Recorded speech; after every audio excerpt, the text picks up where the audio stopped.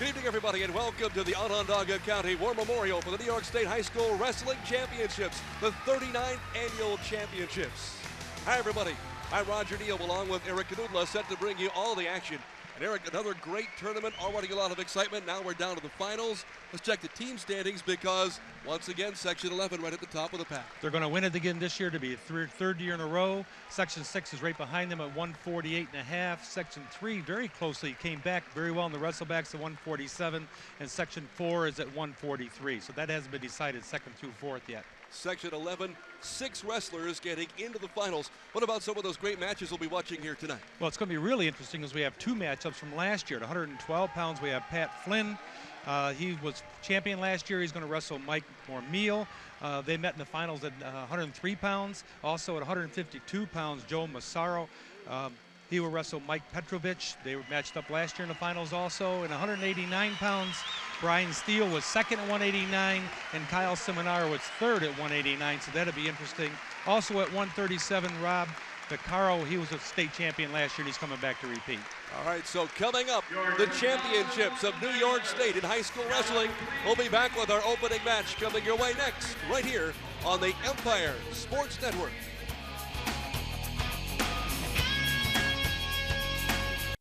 And welcome back to Syracuse. We're set for action here in the high school wrestling championships at the Onondaga County War Memorial. To start things off, the 96-pound championship between Steve Sutton out of Section 2 and Troy Nickerson out of Section 4. Nickerson in the light red, Section 4. Right now he's trying to shoot in on his opponent, Steve Sutton.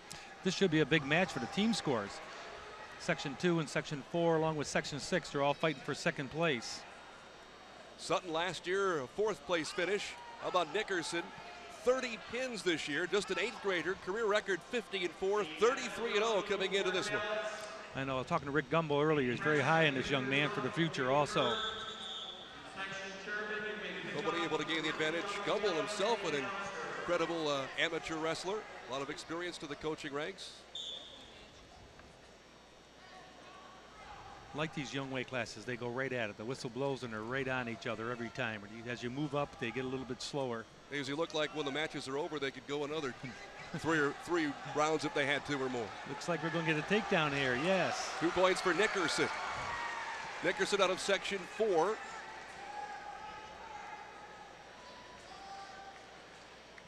Eighth grader against a 10th grader, so this ought to be interesting also. Nickerson with a leg in. He's a little bit high right at this moment, but he's trying to hang on. He's trying to hang on. I'm not sure. I think that Sutton's going to get him. Nope, Nickerson, good job. Got his leg out. He might go to potentially danger. I think his arm is caught in there. He's able to keep pressure on and not let his opponent escape. Right back with the leg again. So Nickerson must be a leg rider. We've seen it right away first 2 times. 96-pound championship on the line for New York State. Sutton, no stranger here. Like you said, he was 4th last year. This year, a record of 38-3. Career-wise, 105 victories. Coming right down to the last 10 seconds. Looks like the period might end with a 2-0 score in favor of Nickerson. Yes, it will. Time runs out in the first period. Troy Nickerson out of Section 4 has a 2-0 advantage. Even though Nickerson's an 8th grader, he has a lot of experience. He won a double gold medal at the Empire State Games. That's in both freestyle and in Greco. The Scholastic division is made up from 7th grade through 11th grade. Nickerson will be on the bottom here to start our second period. Trying to sit out. Sutton put that leg right in just like Nickerson did. So this is going to be interesting with the leg riders here. Sutton needs to get it all the way in. His leg has gone to the outside and it makes it a little bit more cumbersome for him. Get Nickerson up 2-0. He's in the light red out of Section 4. On top now, Steve Sutton.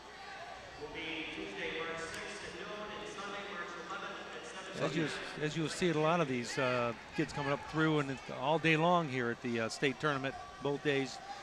Steve Sutton's coach is Jim Sutton, his dad. Section 2, Steve Sutton trying to turn Nickerson over. He's got a half here. He might make it. He's cranking. Nope. Oh, he came close. He had that tough. He's not going to let go of that half right at this moment. He liked the position he had, so he wasn't going to let go of it right away. 1:08 to go. Second period, and still a 2-0 lead for Section 4's Troy Nickerson. Down to 1 minute left in this period, just inside of a minute.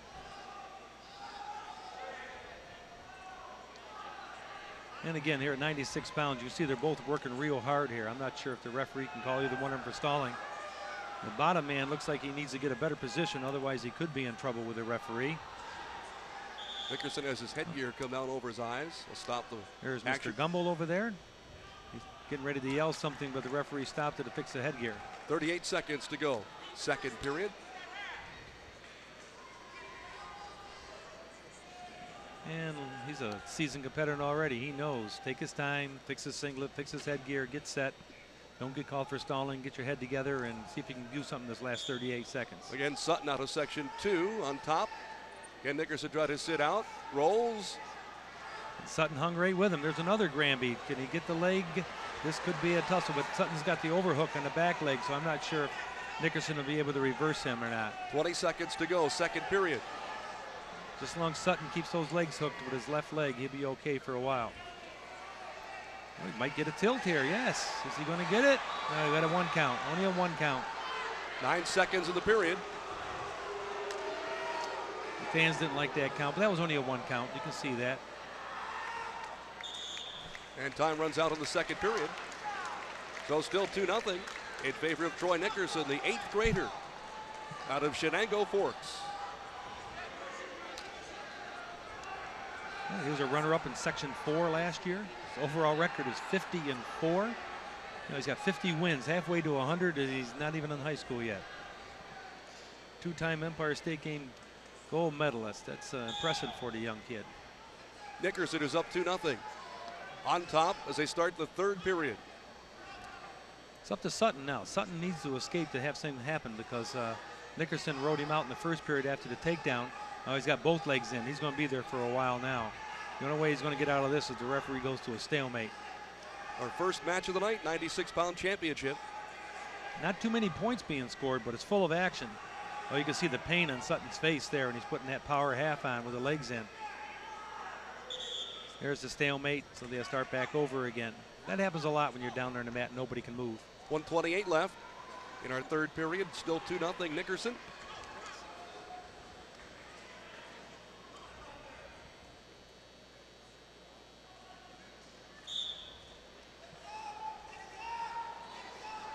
I think Sutton needs to change his bottom move. He's not exploding at all on the whistle, and he's used to getting hand control and then coming up and out. And he's given Nickerson a chance to roll with him to get the legs back in, which he just did. Nickerson's done a good job of locking up the leg. I don't think the referee will let those legs stay in there very long here in the final period. We're coming down to almost 1 minute left in the end. Just as long as he keeps working and working and working. I think the referee will just look on his face like, I don't like what I'm going on, so we're going to probably go to another stalemate here pretty quick. He's not going to let the clock run out. 50 seconds to go. Third period. And still 2-0 Nickerson. There's our second stalemate. Nickerson will take that all day long. Put those legs in, riding 15, 20 seconds stalemate. Sutton needs to explode here from the bottom. He's got to create something to happen or this match is over with already. Nickerson on top. He's trying to hook the toe to roll, Nickerson Sutton is, but didn't quite make it. Well, at least he changed his activity.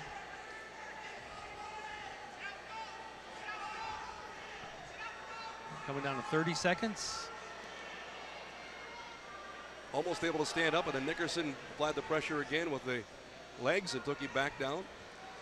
They might go to one more stalemate here, somewhere around the 50. Oh, well, he got his leg out. He got his arm out there, I mean. 12 seconds left. Nickerson still up 2-0. Nickerson's fighting to stay in that position. He doesn't want to give up the escape. Doesn't want to give up the escape. He's got a cradle on now, and I think he's just happy he's watching the clock run down. And Troy Nickerson, the 8th grader from Shenango Forks, the state champion at 96 pounds.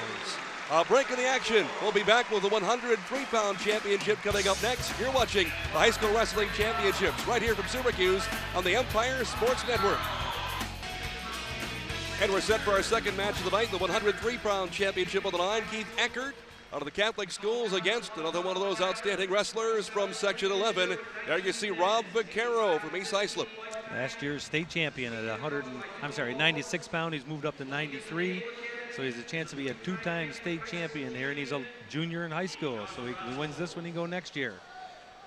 We can set a little records here also. I think this is the first time the Catholic League has had two guys in the finals. We have a state champion coming up later on, returning state champion up later on. Eckert says his other activities, nothing, just wrestling. That's how intense he is. He's a senior. Suffolk County, Section 11 in the dark blue with the white lettering. And there's our first 2 points of the evening in this 103-pound championship. I watched Vaccaro earlier in the match against a Section 6 kid, Dan Fadden, and what a technician on his feet. Take him down, let him go, take him down, let him go, take him down, let him go. He beat Fadden because Fadden came back right at the end and almost nipped him. Eckert wants to go to the Naval Academy, continue his wrestling. There's an escape. Makes the score 2-1 in favor of Vaccaro. I say Vadden made a little match of that, but then Vaccaro took off and beat him 16-7 at that time. Then he had a pin in the semis. Another 2-point takedown for Vaccaro. He's good on his feet. 1-point escape.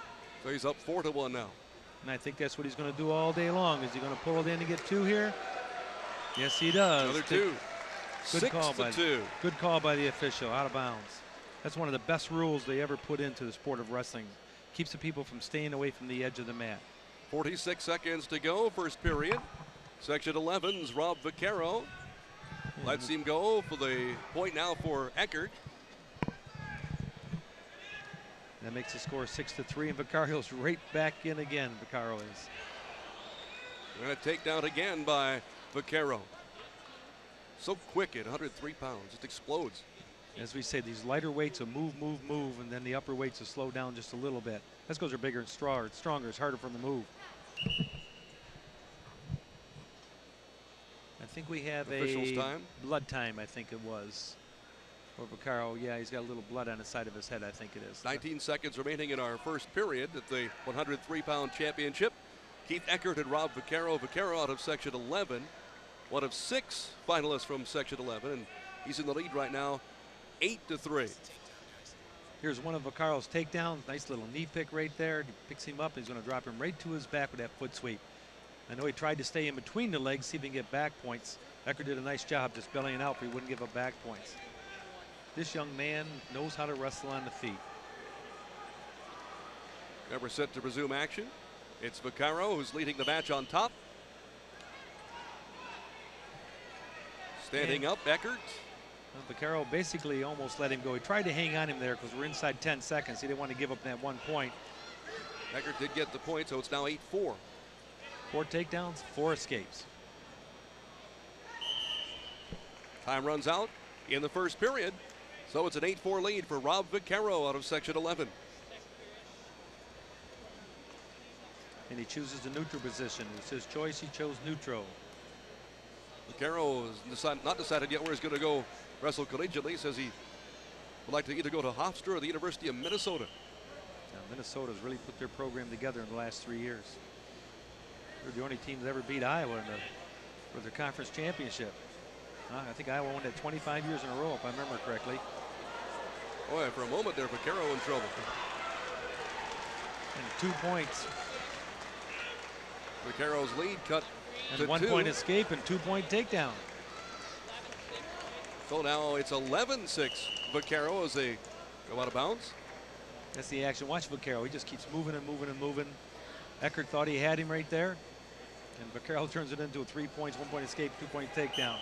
Lets him go again. Yep. Right back on the attack. Oh, nice duck under to a fireman's carry. 11-7 now. People at home should be watching this tape over and over again. The chain wrestling, one shot after another after another. He's getting his back points. He's got 3 points. And he's going to be looking for the fall in the second period. Yes, he gets it. Rob Vaccaro, champion at 103. 2-time state champion. So Vaccaro puts another title on the mantle. The New York State champion in 103 pounds. Back with more of the New York State Wrestling Championships coming your way from Syracuse right after this. You're watching the Empire Sports Network. Roger Neel, Erie Knuutila, back with you here at the Onondaga County War Memorial. We're set for the 112-pound championship out of Section 11. Pat Flynn, Mike Mormile out of Section 9 as they will go at it here for the state championship. This should be a great match. They wrestled last year in the state finals at 103 pounds. Now they're meeting each other this year at 112 pounds. Mormile, Monroe Woodbury, 1-11-8 his overall record. Going to go wrestle at Cornell. Just to let you know that, sorry, I thought I had that final score last year. Maybe I know I can look it up here for us, see what the final score was last year of this match. 10-5 in favor of Pat Flynn. The score was 10-5 last year. Pat Flynn out of Section 11 in the dark blue. Just underway here, the championship of the 112-pound class. Let's see what Mark O'Male have been doing in the offseason to prepare for this match.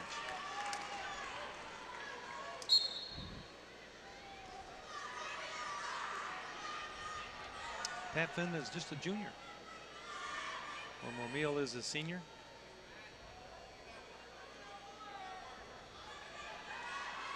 Flynn trying to gain the advantage. Stalemate, both stand back up again. O'Male was third in 1996, and he was second in 99. I'm sorry, third at 96 pounds in 99, and he was second at 103 at 2000. So this will be a third straight year he placed. Third, second, and whatever happens this year. Trying to work the leg sweep.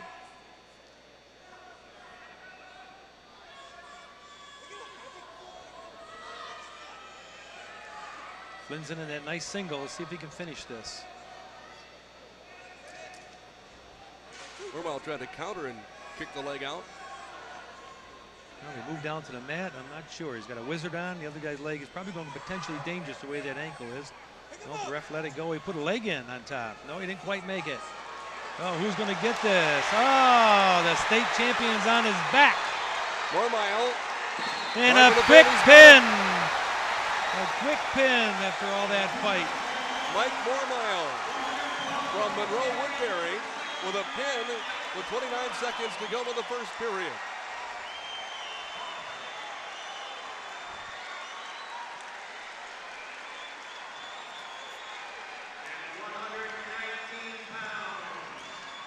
Well, that got the crowd electrified, didn't it? Yes, it did.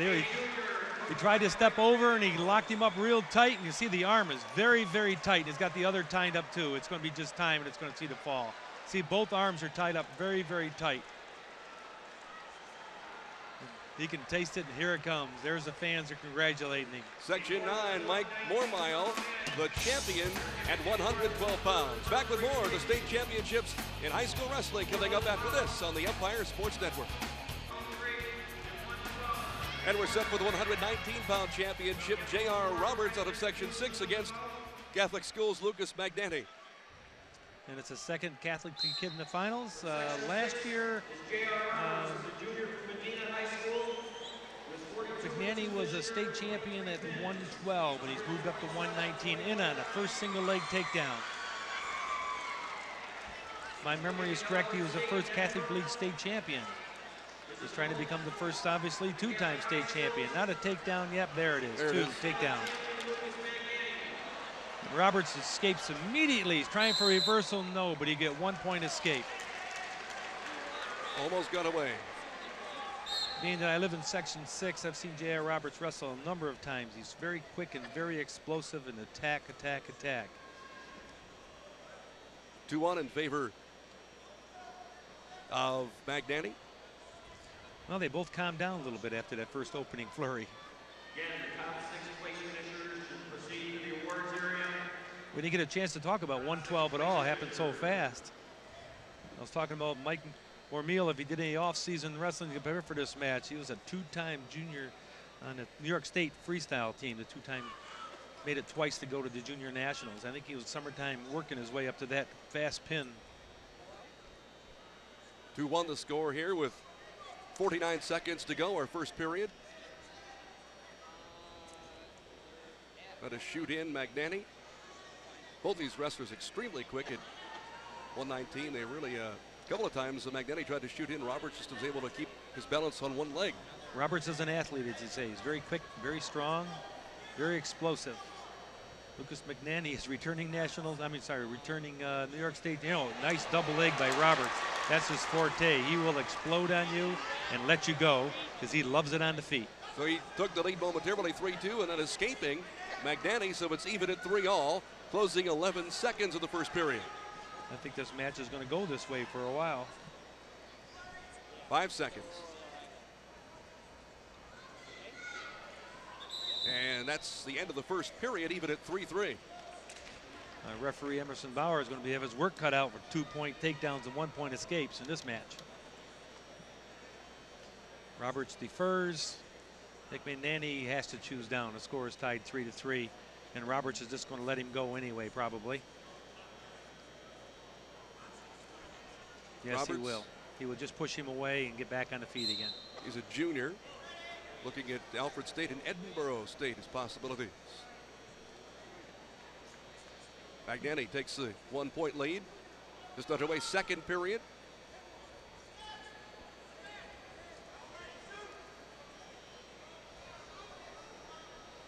Both jockeying for position here. So far, whoever's made the shot has got the takedown. It's a good example. If you keep your attack going, you do the shooting, you will normally be the one that's going to. There's that double leg again. Roberts went for it, just couldn't quite finish it. Just missed it that time by a little bit. 1:20 to go, second period. Magnani up 4-3. This is the championship of 119. There's that double again. Is he going to get back points this time? He probably should have hung on the legs a little longer, but he wanted to go for the half to see if he can do it. 5-4 in favor of J.R. Roberts, Medina High School. Minute to go, second period. And 1-point escape again. That ties it at 5. And the takedowns are not over in this match yet. Section 6 knew they had a good one in J.R. Roberts when he beat Sabali from Section 6 last year, who was second in the state in the Section 6 finals. So they knew they had a good one. Roberts also plays football. Junior National Scholastic team member. There's that double again. Oh, 2 points for Roberts. If McNanny's not careful, one of these times he's going to end up on his back and stay there, and that will be the difference of the match. 7-5, Roberts in the lead. 17 seconds to go. Our second period as they move off the mat. Well, let's see what Roberts does here. Roberts should try to ride him out here with 17 seconds. I know Mike Crandall's coach pointed down, says keep him down, keep him down. You don't want to give up a point here, 17 seconds to go. That's going to be difficult for JR. He's usually on the feet man.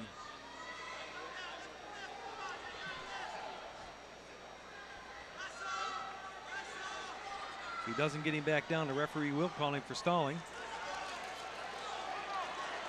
Here comes the 1 point. Yes, 1 point escape right on the buzzer. Right on the buzzer. At the end of the second period. Score is 7-6 in favor of J.R. Roberts. There's a case where Roberts needs to ride on top more often so he can be able to know how to ride the guy with 17 seconds to go. He's just not familiar with it. He lets the guy go all the time.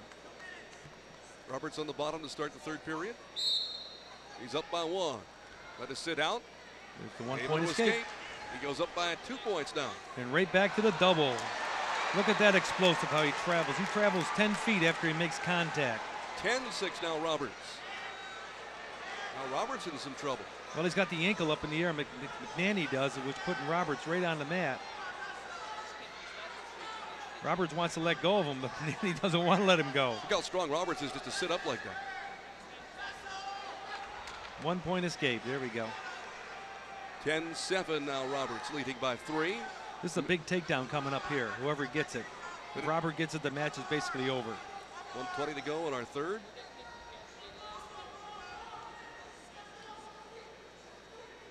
Roberts does not need to shut this down. I think we have blood time again. Well, stoppage here as Lucas Magnani gets checked out. Eric Gross, the assistant coach. He's been in the state finals here himself for Medina. Nice camera action of JR, an assistant coach, talking it over to finish this last minute and 10 seconds off to become a state champion.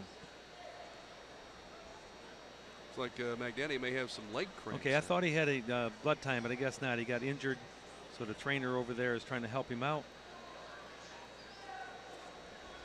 And you get one free injury time, as we say. The second injury time you take, it'll be the other man's. Roberts extremely quick. Look at Explodes this. in. Watch this, how far he travels on this. He's got to travel a good 10, 12 feet after your explosion. That's what makes J.R. Roberts so tough and so excellent of a wrestler. Here, look at how far he went from the 10-foot circle to the opposite side of it. He was on one side to the other side. It's got to be a good 12 feet there. 1:10 to go in the period. And again, go back down. Oh, nice high crotch single in there, Mike McNanny. McNanny says, I'm the state champion. And he gets two. Oh, lets him go right away. He says, I'm going to play Roberts' game here. 11-9 now. Roberts up by 2. Roberts needs another takedown or he's going to be in trouble. He's going to be in trouble with the official. That's who he's going to be in trouble with. McNanny just keeps shooting because he knows he's losing. He would love to see a warning for stalling here, then get to takedown. 2-point lead. They're on the edge of the mat. What's going to happen here? Oh, Roberts. Nice job. Drags him back in again. That was a great job by Lucas McNanny. Oh, Roberts kicked out, back up. How about that for a move? Oh, that was great. There's where that athletic ability comes in. Roberts needs to shoot a takedown. 30 There he seconds is. to Nice go. job. This match, nope, we got a wizard in by McNanny. That match, this match was almost over. McNanny knew that was the one that was going to end it right there. 20 seconds. What that did is kept the referee off his case, though, off J.R. Roberts' case. Right back to the center of the mat, and there he stands. 13 seconds. McNanny's got to get a takedown. The best defense is a great offense. That's why Roberts shot again. 5 seconds. One more shot by Roberts. He can't get headlocked. Just as I say it, he gets headlocked. 2 takedown. Final score 13-9. So McNanny had to go for broke, and it did not work. And Roberts was able to get the 2 points right at the end of the period to win it. 13-9 the final. And that is for the 119-pound championship. And Roberts out of Section 6, able to capture the title. He'll take home the championship here in the competition this evening at the Onondaga County War Memorial. You're watching the Empire Sports Network High School Wrestling Championship action.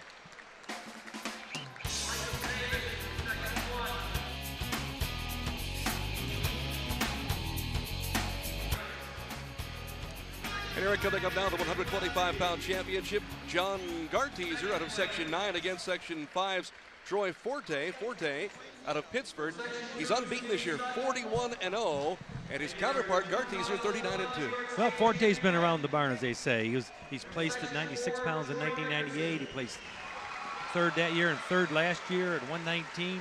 He's a 6-time freestyle All-American. 6 times. That's a lot of times. That's where that summer wrestling comes in. You just can't add up that summer experience. Because he wants to go to West Virginia or Penn State. Oh, 2 great wrestling schools. 2 great wrestling schools. And Garteezer is a freestyle Greco-Roman national champ. Well, we've got a couple of blue chippers right here. They both have paid their dues in the summertime.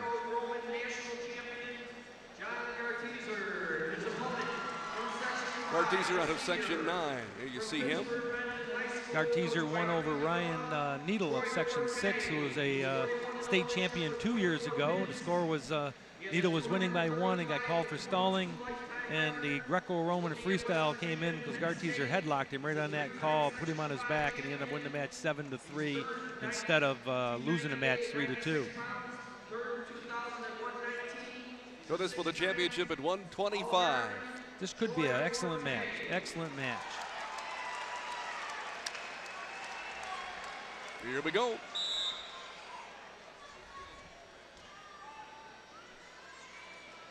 And right at the action, they both got to feel each other out, beat each other up a little bit, and they get right on it.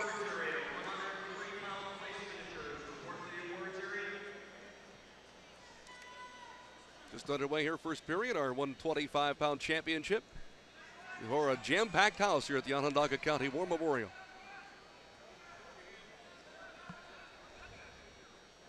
Forte's underneath. He's in the purple. And Garteezer's on top. Stalemate. Back up on the feet again. They'll set up again.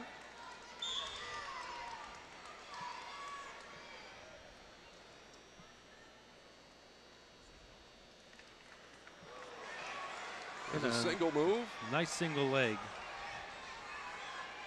Forte is trying to throw him. Didn't work. Good job. Back to the neutral no again. Advantage, yeah.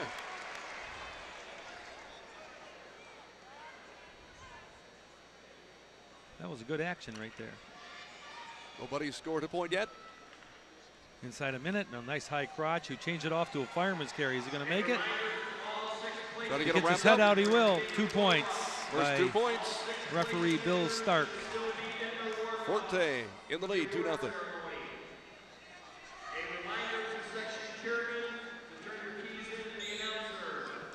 Forte is 6-time junior All-American. That's a lot of times. That's unbelievable. You got 130 people in your weight class at the Junior Nationals. Even though this War Memorial is full, there's not too many seats empty at all anywhere. I wonder what the count would be tonight. It's pretty packed. Compared to the Junior Nationals, this is not a large crowd, so he's used to this.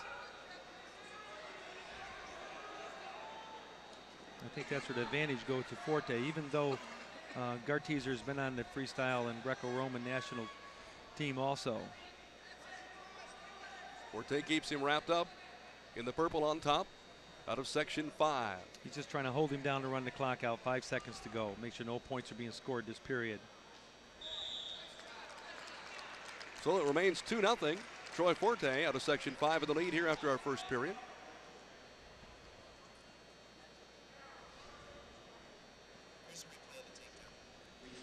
There's a nice change off here on a takedown, and he ended up changing it off to his fireman's carry.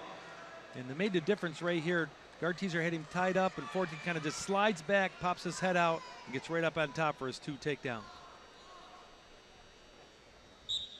John Garteezer able to get out of there off the start of the second period.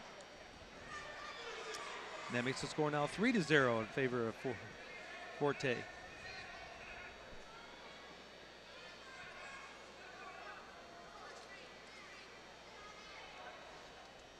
The last match won by J.R. Roberts put section 6 ahead of section 3 and 4, who are tied now. Oh, nice takedown. 2 more for Forte. 5-0 now.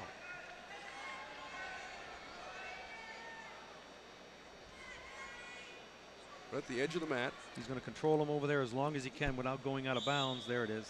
Let that clock run down a little bit. 1:16 to go, second period. 5-0 in favor of section 5's Troy Forte. Looks like he hurt his fingers there a little bit, but I'm sure they don't bother him here in the state finals. He'll overcome that real easy. Unbeaten so far this year, 41-0. A nice roll by Garteezer. But Forte came right back in the single and changed to a double. Is going to take him right back down to the mat. Says, I'm going to control this match, not you. Forte a little more powerful so far. We saw Garteezer apparently get a takedown, but Forte was able to just prevent any advantage and just get right back up. Well, Forte's been around for a long time. We watch this young man wrestle a lot. Section 5 is right next to section 6, and you get a chance to see the overlap a number of times. Plus in the summertime, you see him wrestle a lot of freestyle matches. Tried to roll out, but they were too close to the out-of-bounds area. Well, I think that's what he did. He just jumped up and rolled out of bounds to get another start. See if he can get on a quick whistle here and get an escape here. The last 37 seconds. Get on the board. Forte on top, leading 5-0. The way he controlled that, I think it's going to end up that way too with Forte on top. 28 seconds to go, second period.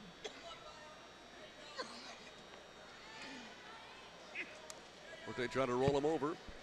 Well, it looks like he's trying to tilt him, but I think he's just trying to fool the referee more than he is trying to tilt him. It's one way to keep the referee off your back.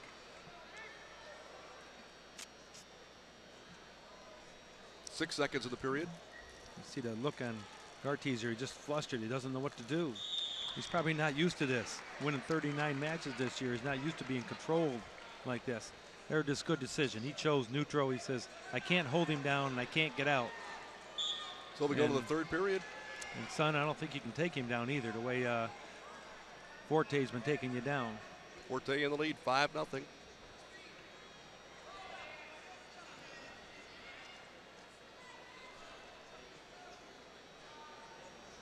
He's got great body awareness. His feet are moving. His hands just keep beating on Gartizer's head. Keeps him too far away. Gartizer made a shot, and it was a weak shot because he was too far away.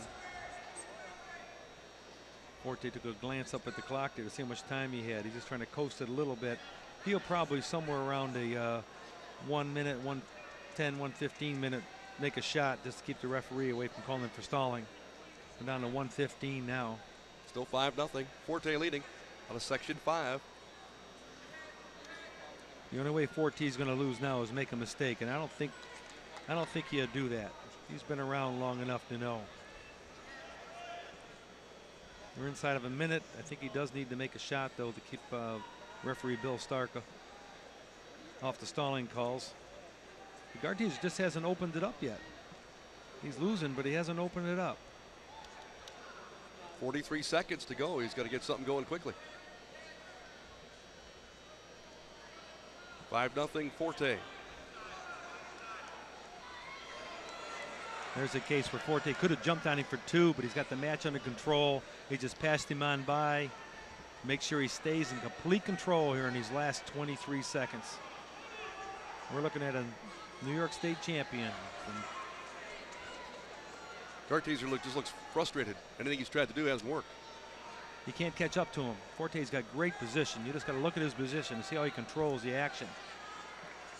Now he's starting to back off and stall a little bit. Yes, the referee called him for stalling, but he don't care. He's running, he don't care. That's it. Yeah, he don't care. Right over to his coaches. Outstanding, outstanding. Troy Forte, the champion at 125 pounds. Forte with a 5-0 decision. So Troy Forte, superb work here. He'll take home the 125-pound championship for himself, his teammates, and of course Section 5. We'll have more coming away, the high school wrestling championships here in Syracuse, right after this on the Empire Sports Network.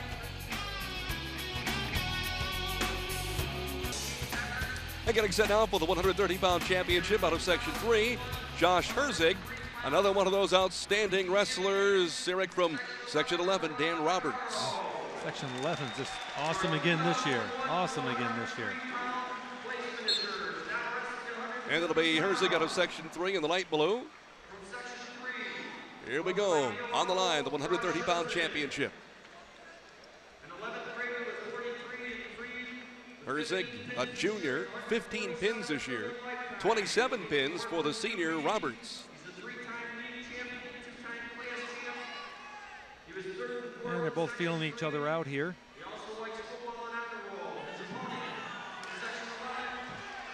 Is Herzig going to get this takedown? No, Roberts counted him. Good job by Roberts keeping his legs away from Herzig. Never could wrap him up.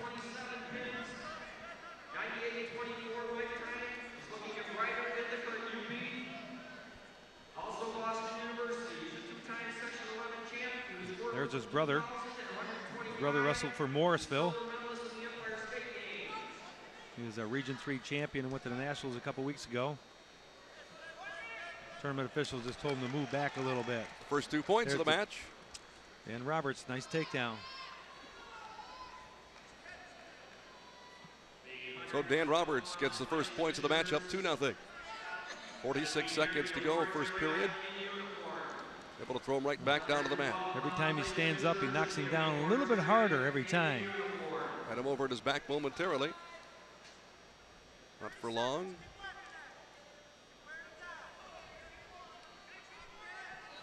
There's another roll. He's trying to open things up, and he might make his escape this time. 1 point escape. Makes the score 2-1. Closing seconds here of our first period. I think they're going to settle for a 2-1 score at the end of the first period. 2 seconds left. Yep.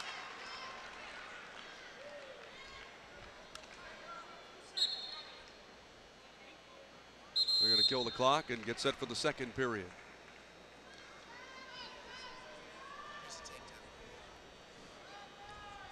Watch him pick him up and drop him right to the mat here to get that first takedown. That was a good explosion by Roberts. Herzig gets the escape, so it's 2-1 Roberts here to start the second. And Roberts chooses down.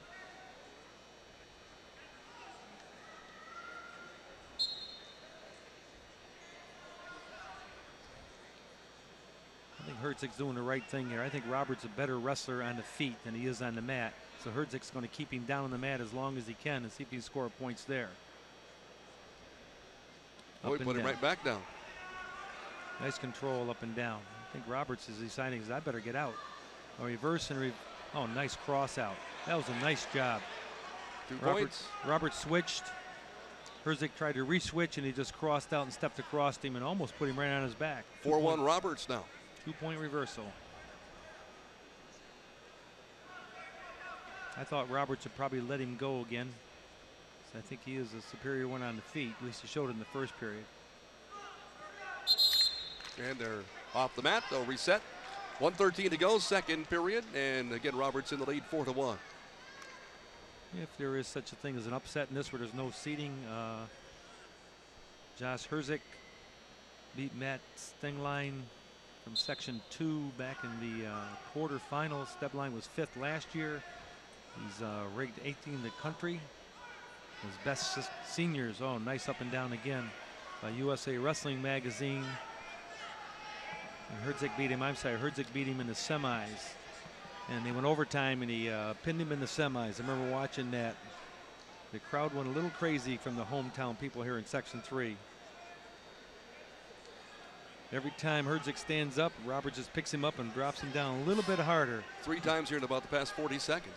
And every time he comes down and knocks the stuffing out of you a little bit more, a little bit more. One thing nice that Roberts is doing is not standing up on the feet. Called in for stalling there. I'm not exactly sure. They're both wrestling pretty hard. True, he was not working for a fall though, but that was a tough call. I don't think Mr. Roberts was happy about it. Nope.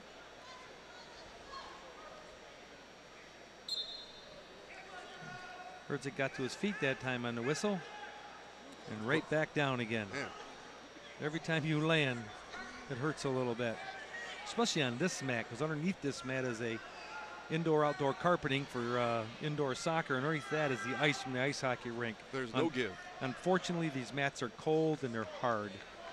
They should do something about that. They need to put another barrier in between that rug and these mats. Those mats are hard. And time runs out in the second period. So going to the third, Roberts continues a lead of 4-1.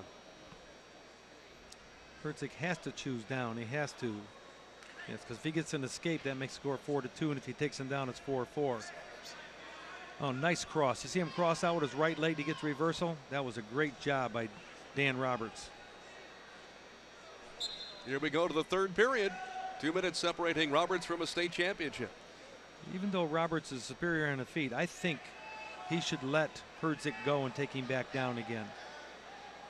Because the referee warned him for stalling on top, doing exactly what he's doing now, and he's working hard now. If the referee doesn't want him to call him for stalling, make the score 4-2. Then he gets out, makes it 4-3. Then you get taken down, you lose the state title, and a 5-4 call. The referees are talking about it. They walked over and mentioned each other. I can tell you now that Dan Roberts is going to call for stalling if he does not do something offensive on top more than he already is. Herzig. He's got 5 seconds to get him back down. This is a stalemate position. The referee should call it very quickly because the clock is running. The clock is running. So to disadvantage the Herzig. No, Roberts is going to unlock his hands and let him go here, it looks like. He's going to hang on as long as he can. There he goes. Well, Herzig gets the escape to make it now 4-2. Herzig down by 2 with 1:04 to go in this one. Roberts needs to shoot a takedown. He needs to shoot a takedown inside of a minute. That wasn't much of a shot, but at least he made one. And he is superior in the feet. Like we said a couple matches ago, the best defense is a great offense. He needs to open it up, open it up. He's got a lot of time left. If he gets taken down, he can escape him and win this match 5-4. But if he's called for stalling, get taken down, then you're in trouble. We got poked in the eye a little bit. We're going to go to an injury time. 4-2 Roberts, down to 35 seconds to go here in this one for the 130-pound championship. Coming up, Jason Jones out of Section 9 will meet another out of Section 11, Justin Iannello, for the 135-pound title. Section 11 had 6 young men in the finals. That's why they've walked away with the state title. What's been the big reason here for the last 2-3 years? They've been so strong. They've been outstanding. Let's see if he can get hit in the eye here. I'm not sure where it is. I think when his hand came over top, it just caught him a little bit. You can see it was unintentional. And sometimes you just need to catch your breath over there. So if you get hit in the eye, it's not so much you get hit in the eye as the idea you just want to catch your mind and get through these last 35 seconds. I'm sorry, Rogers, before that replay come. I was going to say the standout work of Section 11 here the last 2 years, and this is the 3rd year. They've had a role in the state title. Well, the year before that, Section 11 was second. Section 11 perennially, year after year after year, is outstanding wrestling. There's that lifter's takedown. Now it's over with. Yep, 19 seconds left. 6-2 Roberts. Herzig. Even if the referee calls him for stalling, the match is still over here unless he makes a big mistake, and I don't think that's going to happen. No, Herzig tried to roll out, couldn't. 8 seconds remaining. Down to 4 seconds. Roberts still holding on. As a state champion to go along with his silver medalist in the Empire State Games. Dan Roberts of Section 11, able to win it 6-2 the final. Roberts the champion at the 130-pound weight class. Dan Roberts out of Belport, New York State Championship. So an excellent match for Roberts and another one of those Section 11 champions. We'll be back with more coming away. The title for the 135-pound class next.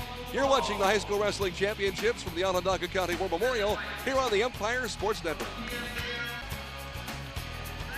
So Section 11 has Dan Roberts with the title at 130. Can Justin Iannello take another one home to Section 11? Iannello's out there with his opponent Jason Jones out of Section 9. This for the championship of the 135-pound weight class. Jones versus Iannello. Reading his biography sheet, he was Jones was a Empire State Game gold medalist in 1999, and Iannello was a silver medalist in 2000 Empire State Games. So both of them know they got to pay their dues after the season ends tonight to get ready for next season, no matter where it is, back in high school or in college. How about Iannello weighing 135, a first-team all-division cornerback and running back in football. Well, I'm sure he didn't weigh 135 when football season came I think you might have around. taken a little off for wrestling, that's for sure. Here we go to the action, the title 135-pound class. And Iannello in the dark blue, Suffolk County, Section 11. Jones is in on the first single leg takedown. And they're going to go out of bounds. Yes, they are. Jones's record is 40-1. Iannello's record is 35-0. Two outstanding young men. Like I said, both of them are placed in the Empire State Games. Jones is a 2-time Section 9 champion. He was 6th last year here at 140 pounds, and now he came down to 135 this year. No points yet. The first minute here of our match.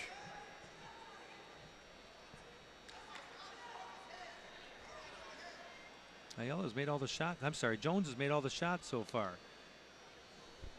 Iannello can't make a shot if Jones keeps shooting at him.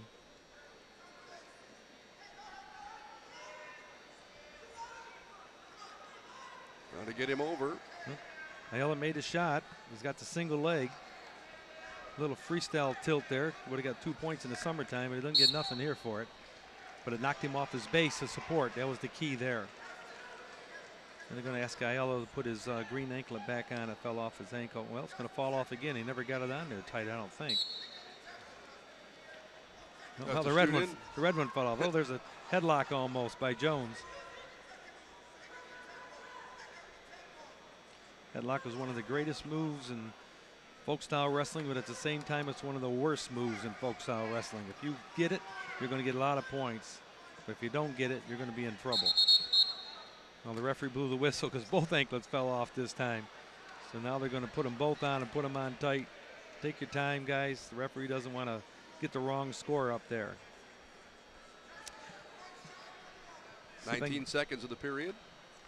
Our referee's going to move back to the table here and he's going to ask our umpire guy to move back just a little bit. Oh, I'm sorry, moving away from the score clock where you can see the clock.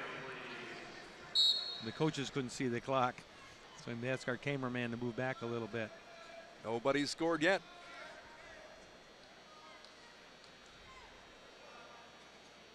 Iannello and Jones.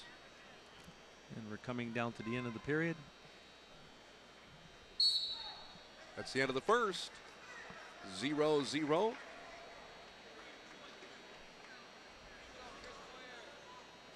Three in a row for championship matches here for Section 11. Following this one out of Section 11, Uthman Jackson will wrestle Mike Williams out of Section 8 for the 140-pound championship. Ooh. 1 point escape and a quick shot by Iannello. Oh, nice counter over. He's going to get the takedown. Jones is. Hey, how about that? He's up 3-0. A fast 3-0.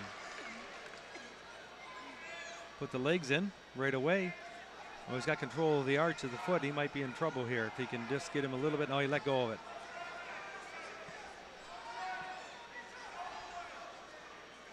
What legs do is really wear the bottom man out. Sometimes it's hard to score, but it really wears him out.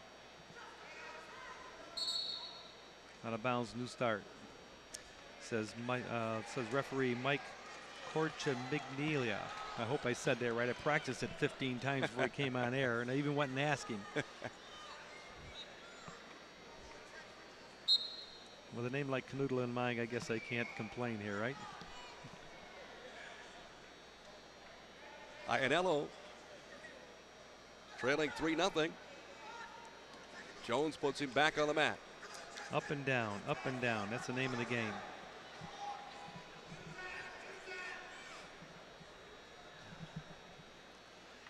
Jones is riding here just a little bit with that wrist control. He might be in trouble here. Assistant referee Emerson Bauer went by and talked to the head referee of this match a little bit in the ear on the way by. No points on that one as they go out of bounds. And it's Iannello on the bottom here.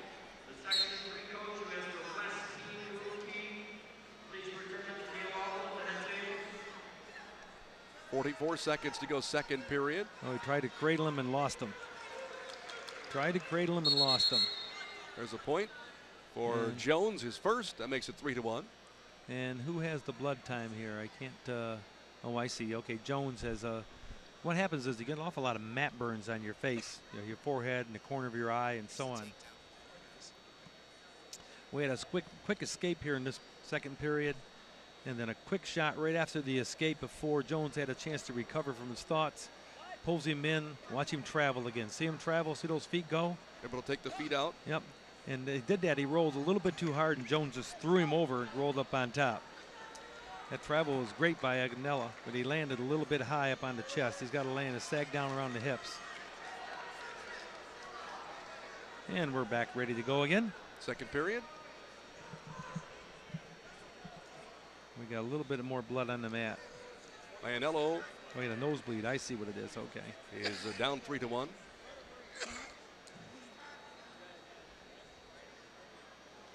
Empire Games experience, silver medalist. You'll see almost in every case the ones that make it this far. When wrestling season ends today, next week they're back to their clubs. They're gaining a whole year of experience. I say the same thing every year, and I say it every year because you cannot measure the ability you gain by wrestling freestyle and Greco with clubs next week. Some people can't do it because they might be baseball players or something like that, which is just fine. They're doing things athletically. But if a wrestler wants to get to this level, he needs to do things starting tomorrow. And you will see a lot of them in their clubs next week getting ready. Here we go, closing 36 seconds of the second period.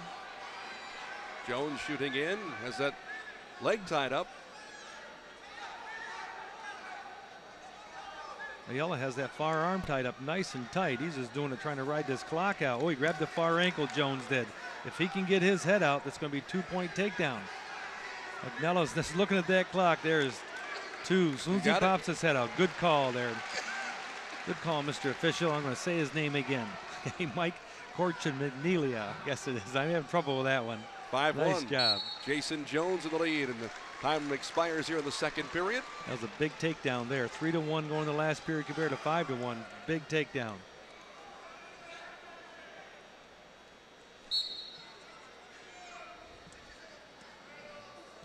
Iannello on the bottom here as we start the third period. He is down in the match, 5-1.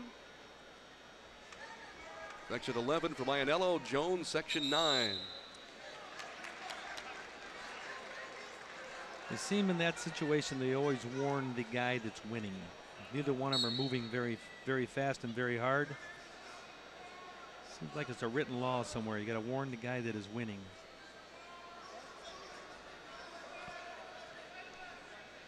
Jones is trying to get a leg in there. He better get it. Oh, I see Iannello grab the ankle.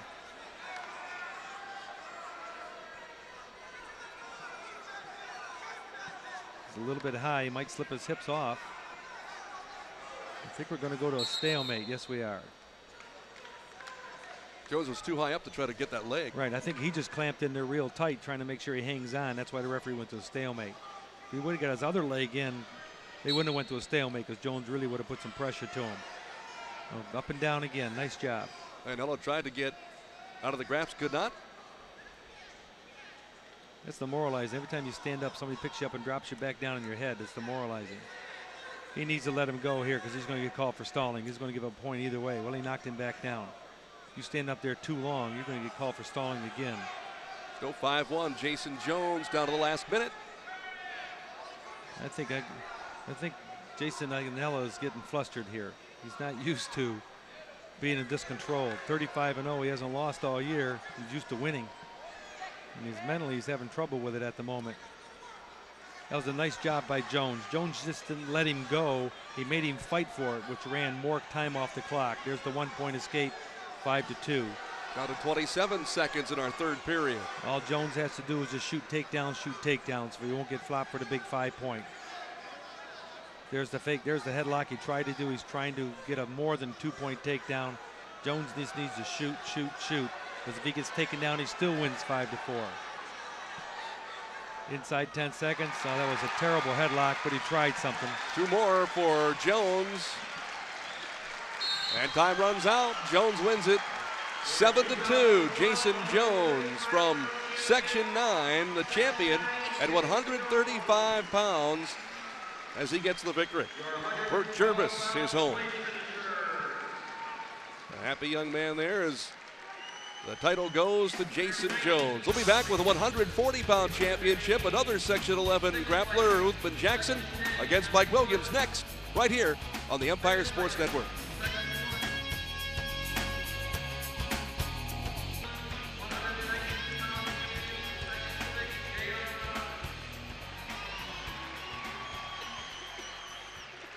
And back we go to the action here as we're set for the 140-pound championship. Mike Williams and Uthman Jackson. Williams out of Section 8. Jackson, the third consecutive wrestler out of Section 11 to be in the championships here at 130, 135, and now this one at 140. The shoulder power right there in the middle, Section 11 has. Mike Williams is from Hicksville, Section 8. And Uthman Jackson is from Amityville of Section 11. And here we go, we're underway. Section 8, Mike Williams just shot right in real quick, and Jackson countered him, and what a roll around that was. Great job. You can hear the whole crowd is clapping on that one. Doesn't make any difference what section you're from. That was a good flurry by both of them. Jackson trying to gain control, reaching in with the left arm.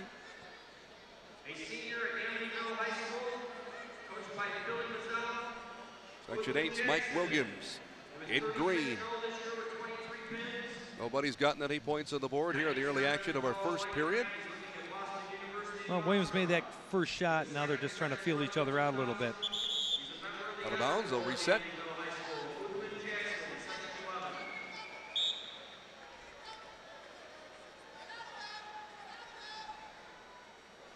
Case where Williams last year was third in the Suffolk counties.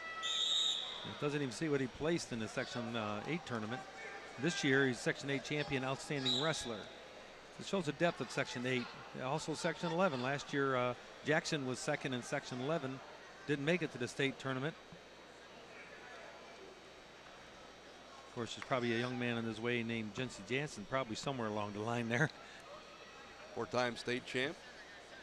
But Jackson this year is 36-0. Senior with a 97-12 record. Still nobody's put a point on the board. Section 8 and Section 11 are so close. I wonder if these two young men had a chance to meet during the year. Williams spins his opponent off the mat out of bounds. They'll reset once again with 40 seconds to go in the first period. Nothing on the board.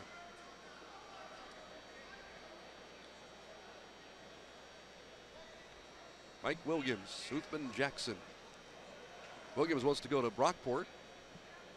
Jackson either Boston University or Hofstra. Both are seniors.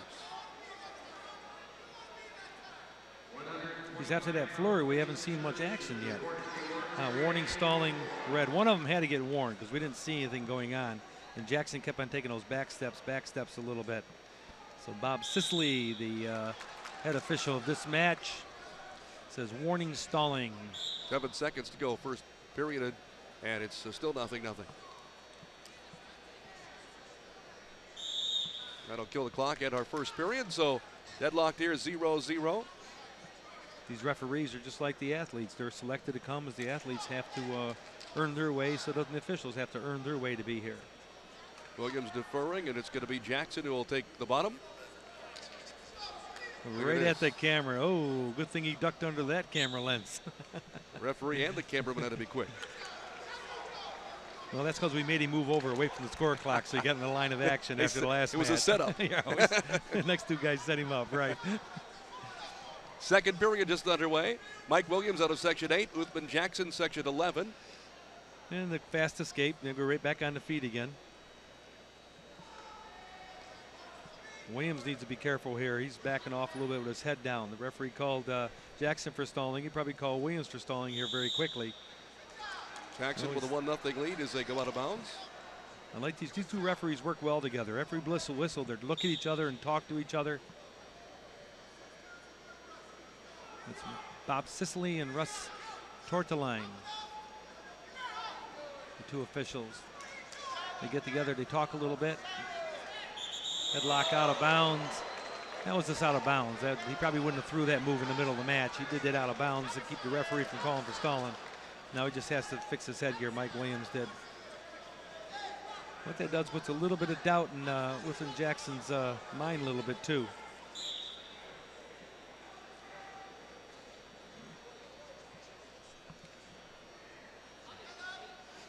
Williams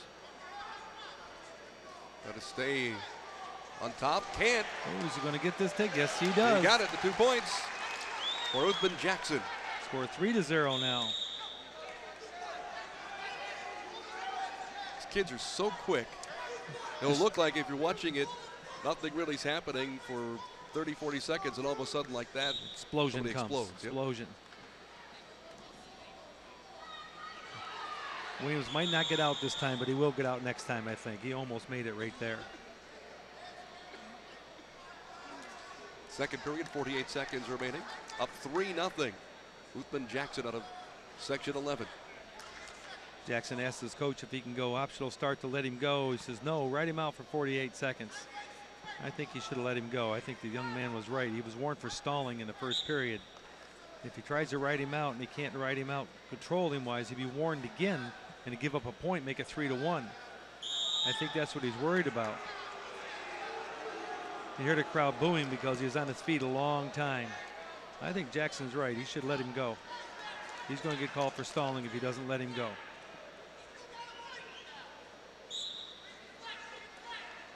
Had the right leg for a moment. Oh, nice up and down there. That saved him.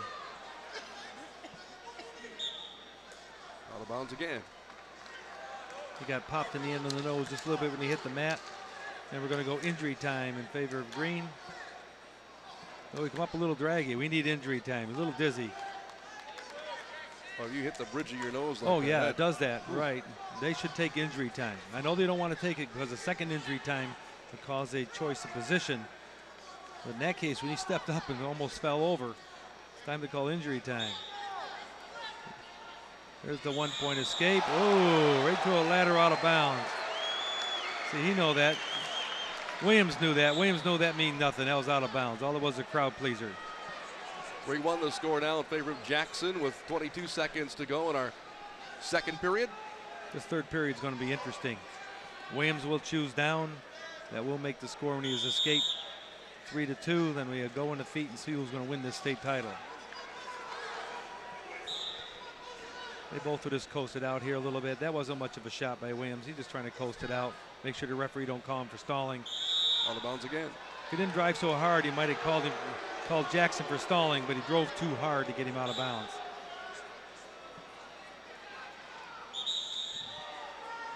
Almost ended up in the young scorekeeper's lap over there, flipping the scores. 1 second to go. That ends the second period. We're still 3-1 in the lead. Uthman Jackson. Watch this finish right here. Oh, this is the takedown, yes.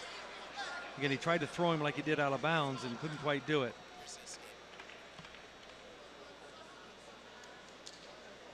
Okay, we just missed the escape in the ladder down. He says, no, don't worry about that. He says, that's nothing. That's out of bounds. Now they are going to check him out. I knew he got up dizzy there, so they are. You got the trainer from Section 8, flash it out, checking his eyes. I thought he did get hit out there pretty hard. When he stood up, he kind of staggered back there a little bit. They should have checked him out then, but good thing they didn't, because it would have cost him a second injury time, and now Jackson would have had the choice. So it's his first one. There we go in the corner over there, rubbing him out, trying to get him squared away for the last 2 minutes and how to win this state title. Coach is more nervous than the kid is, I think. He's fired up, isn't he? Talking. I think he's given too many instructions. You need to say one, maybe two things, and that's all the kid hears. So one last bit of water in here. I think we're ready to go. Mike Williams says he's ready. But a little thing in a bridge of the nose like that can get you up a little dizzy.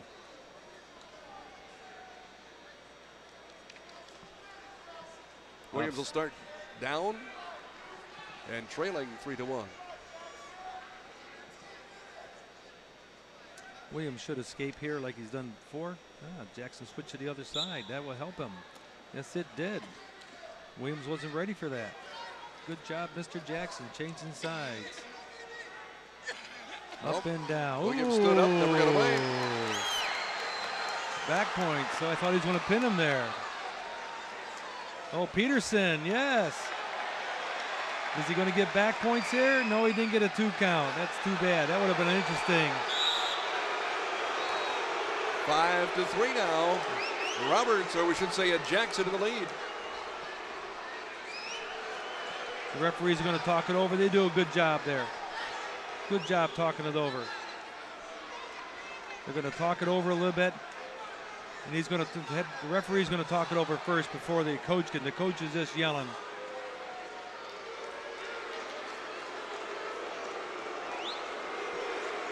The Section 11 kid's got to stay in the middle of the mat. She's got to stay in the middle of the mat. He cannot go anywhere. Right there's the back points. Oh, he's almost pinned. Oh, that was close to being pinned. Then he gets Peterson right here. Does he have a 2 count? I think he is real questionable. That's close. He had to make the 2 call first. I think he had him on the mat for a 2 count, but he had to make the reversal call first before he can go to the 2 count. So he goes 2 reversal, then 1 count after that. I think that's what happened. You have to take a second look on a Peterson. They went over, reviewed the points awarded. And it's still 5-3 in favor of Williams. Jackson, and Jackson is down. He's going to let him go and go back on the feet. Makes it 6-3 in favor of Jackson. Williams is going to need to get 2 takedowns here, or Jackson's going to get called for stalling, and I think that might happen real quick. Third period, 1:20 left. Williams down by 3. I think he's going to get called for stalling. There it is, warning stalling. The whole auditorium knew that was coming. It makes the score 6-4. Now it's a big stalling call. Now because if Williams gets the takedown, the score is tied. Of course, if Williams keeps this pace going, oh, there's that sleepy double he shot at him. That's what he got him on before. Good job by Williams, though, to fight it off. Because Williams the aggressor here, and so Jackson says, well, I'll catch him when he thinks he's coming in to get me. Oh, they both shot at the same time, almost banged heads.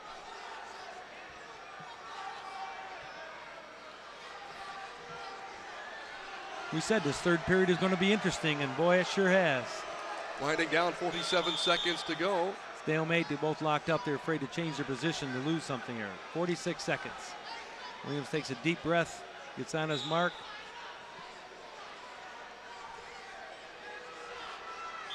Headgear off again. Mike Williams reposition that. Williams trailing 6-4, 41 seconds to go. He's going to take his time putting his headgear on and keep his head together. Says, okay, this is what I got to do. Let's do it. Here we go. Shooting low, unable to get a leg though.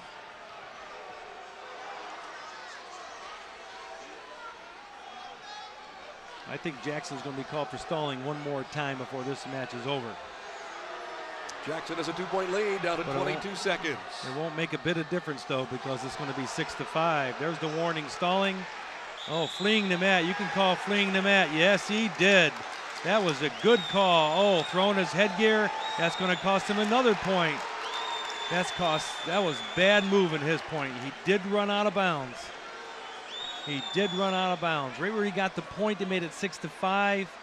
He ran out of bounds, made it 7-5. He threw his headgear, makes it 8-5, if I am correct here. Now it's going to be maybe a 2-pointer here. Warning for stalling. Warning, there's one. This should be a 2-pointer. It should be even higher than that, I think.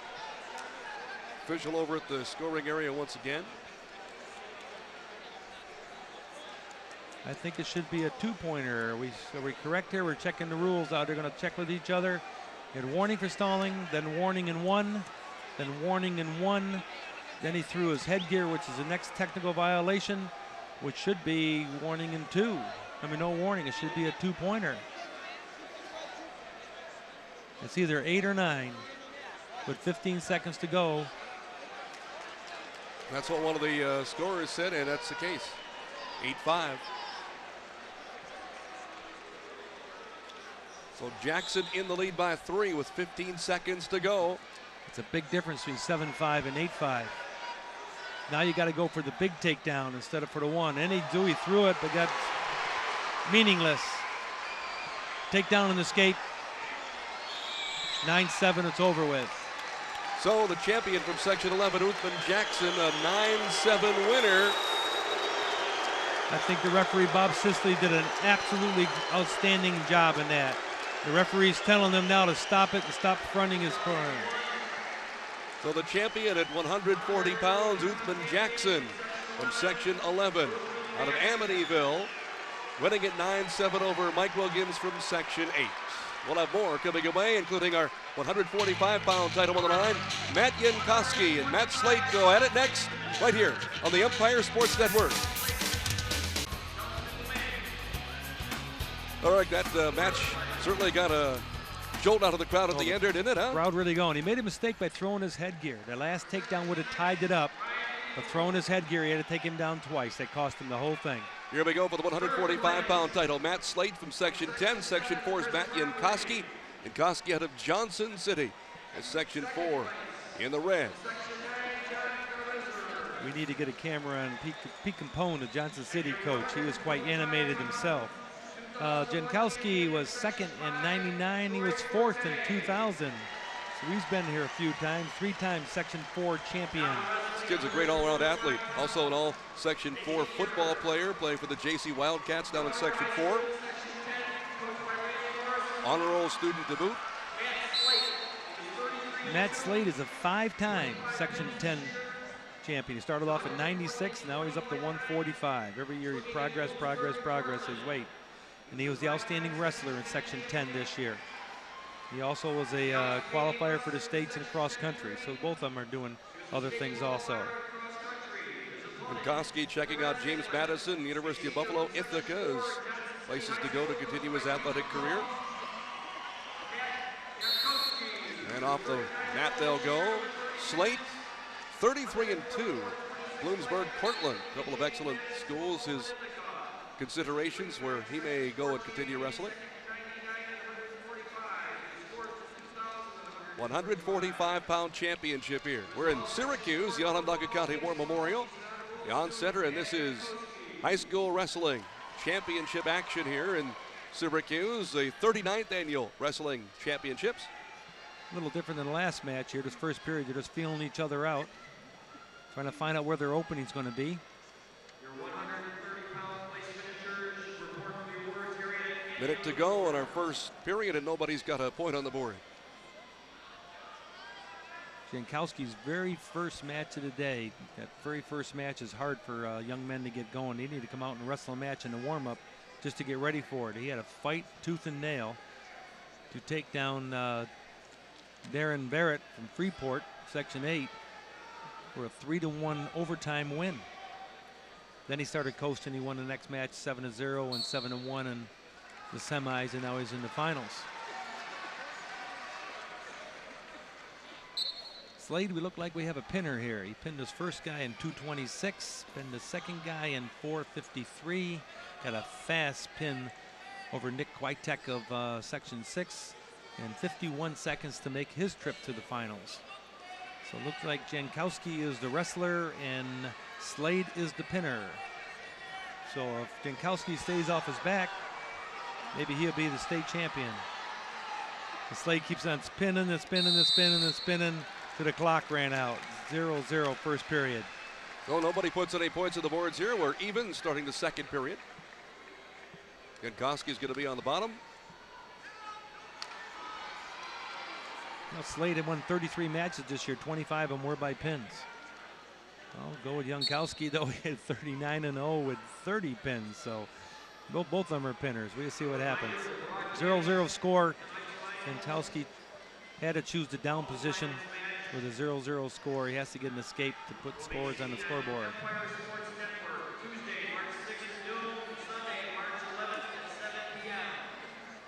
Slade is just going from one thing to another to another. Cross face to a half.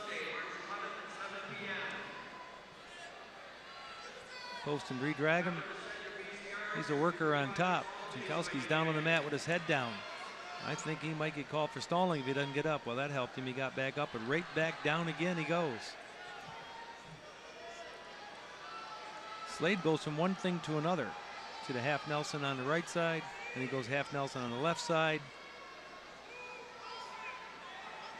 Jankowski looks like he was going to try to Peterson, but he couldn't quite. I mean, Granby roll, but couldn't quite get his momentum going.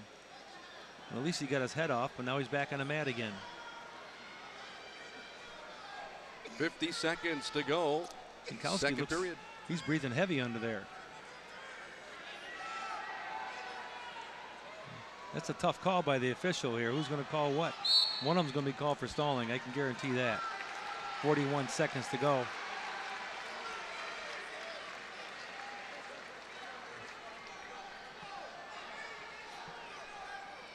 Nothing. Jankowski again on the bottom. Tries to roll out, unable to. Stood up about halfway. Slade stays on top of it. He loves going those halves. Right back to the half again. Right. That was a tough call. I don't know. I think he's going one to the next to the next. I think I would have called red for stalling Jankowski.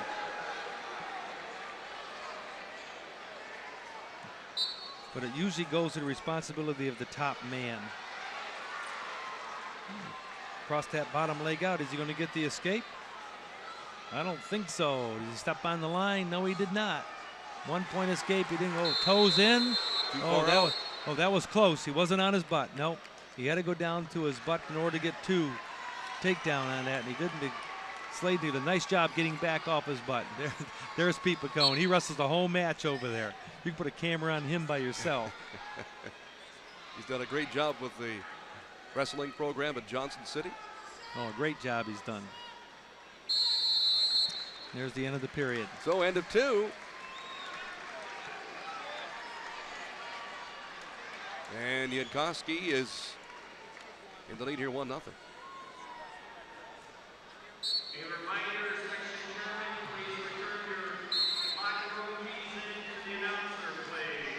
I think if that happens again, they probably warn him for stalling also to be consistent.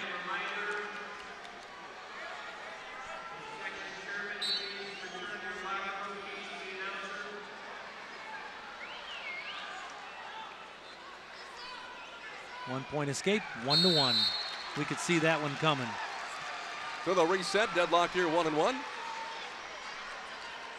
Minute 47 to go, third period.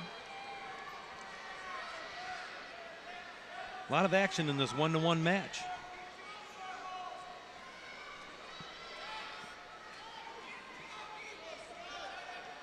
And I wish our second referee would move to another spot on the mat where we can see better.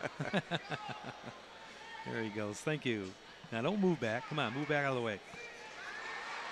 Nice double leg takedown. Is he going to get this? No, he's not going to get it, I don't think. Nope. Jankowski tried to keep him in bounds, but he couldn't.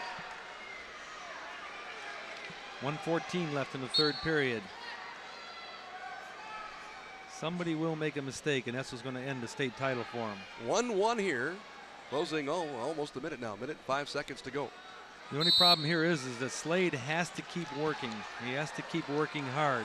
Remember that stalling call in the second period. He has to keep working. If he takes a break and calls for stalling, it'd be 2-1. He loses. Where Jankowski just has to try to set up his takedown. If he gets called for stalling, it doesn't mean anything. He's trying to pick up the pace, trying to pick up his movement. He can't quite do it. Every time Slade gets a hold of him, though, Jankowski backs off. And I think that's going to cost him a stalling call later on here. Out of bounds again with 42 seconds left. Still a 1-1 deadlock.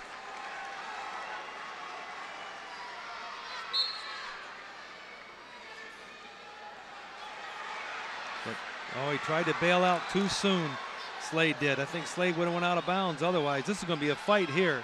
This could be the state title right here. Jankowski's got it. Yes, he does. Jankowski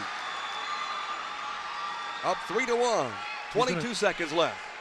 The referee needs to call out of bounds because the clock is going to be running. Good job.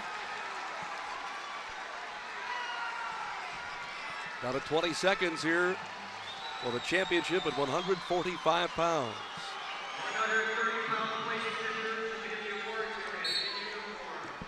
20 seconds to go till we get to 152. That's going to be a great match, too. Is he going to get the reversal here? He's got to step over the leg and scoop the leg and get control. I don't know if he can do it in 9 seconds. 8 seconds to go. He's got a leg in. That's 2 reversal right there.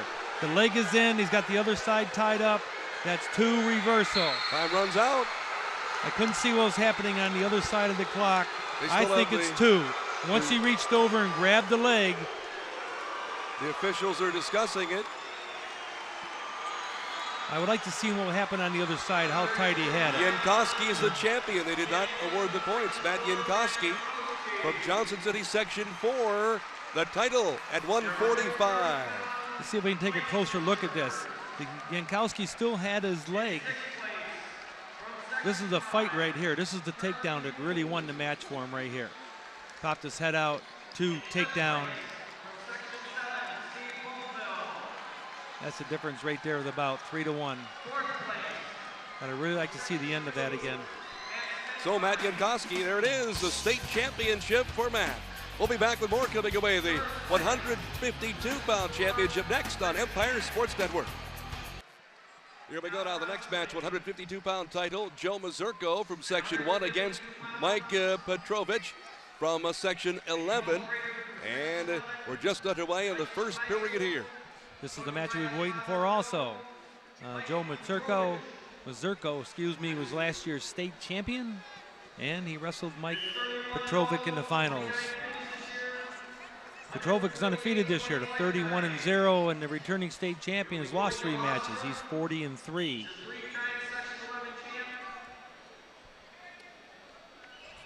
Last year, Mazurko won the match in double overtime, 2-1 on an escape.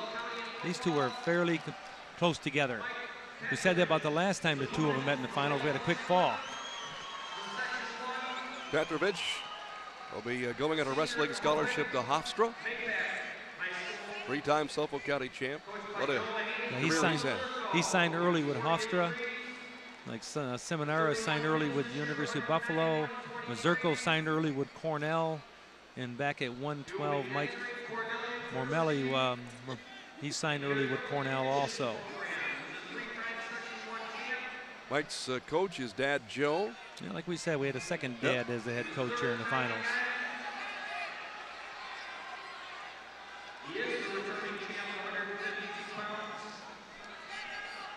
38 seconds to go in the period, no points. He's going to get this. Yes, he does. There we go for section 11. Mike Petrovich, first 2 points of the match. The runner-up is leading from last year.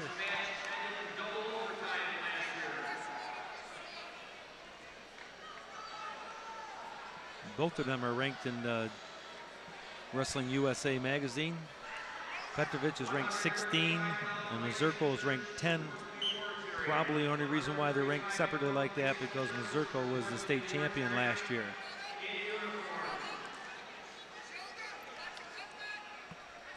Every time somebody stands up on a section 11 kid, they drop right down to the knee. He didn't drop him to the mat. He's got 5 seconds to get him back down. He just didn't make enough effort to get him back down.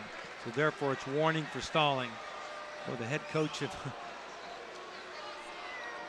Petrovich in the corner is just giving the assistant referee an earful. Assistant referee did a smart job. He moved to the other side of the mat. 1 point escape. There's an escape. 2-1 the score. That's usually what happens after you get warned for stalling on top. Well, let the guy go then. You don't want to get called again. There comes a 2-point move then. 1 for stalling and 1 point escape. That's the end of the period. So we'll go to the second period. 2-1 the score with Petrovich up by the 2-1 mark.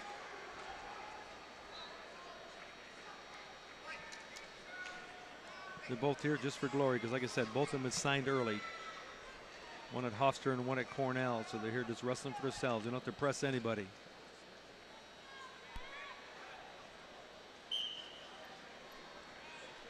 Mazurko able to escape. It ties at 2-2.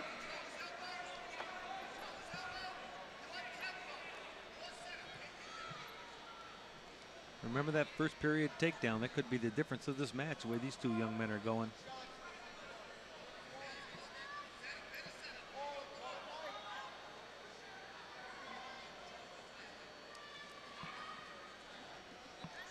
Petrovich had a big match in the semis.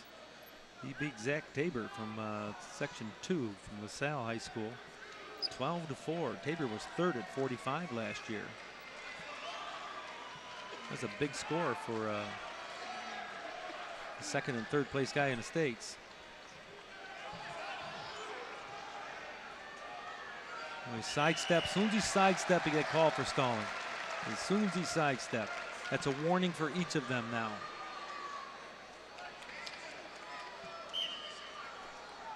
£152 championship. Mazurko had a real tough, hard fight match in the quarterfinals against Angelo Asker of Section 6 with a 3-1 score. That match could have went either way. Mazurko got the takedown in the third period to win that. I watched that match. He won about 3-1. It could have went the other way very easily. And here he is, you know, that's the returning state champion. No respect for state champions, I guess. Still deadlocked at 2. 36 seconds in the second period remaining.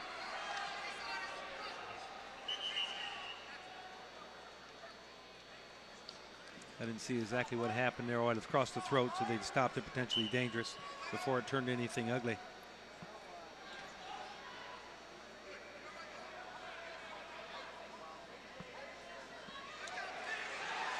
In on a nice shot there by Petrovich. Is he going to get the takedown? Yes, he does. Petrovich takes the lead, 4-2. 13 seconds to go. That's a big takedown at the end of the period. Just to get him down before they went out of bounds, too. Joe Mazurko was a 3-time Section 1 champion. He placed in 1999, and then he was a runner-up last year at 152, and he came down. I'm sorry, he stayed at the same weight class. They both of them returned both at the same weight class. Usually that doesn't happen. Usually they move.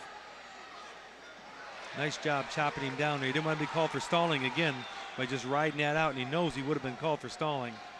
Petrovich takes him right back down again. That is the end of the second period. Petrovich up 4-2. Nice knee pick right there.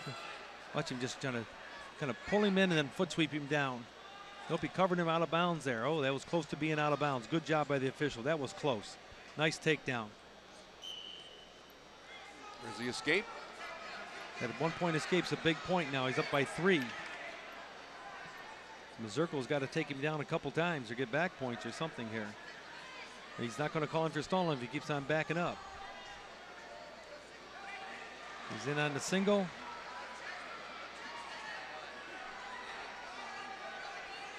I think they'll probably go to a stalemate. Yes, they did. And they do. Third period, they call those stalemates a lot faster than the first period or second period, because they know they got to stop the clock and get the other guy a chance to get his points back together.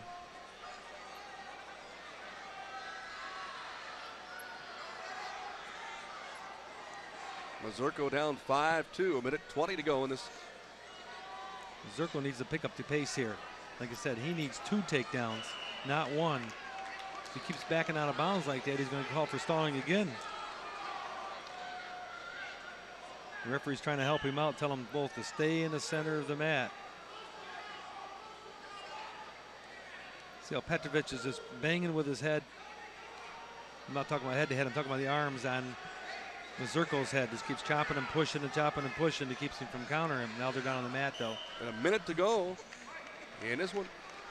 It's called body position. Mike Petrovic's body position is excellent.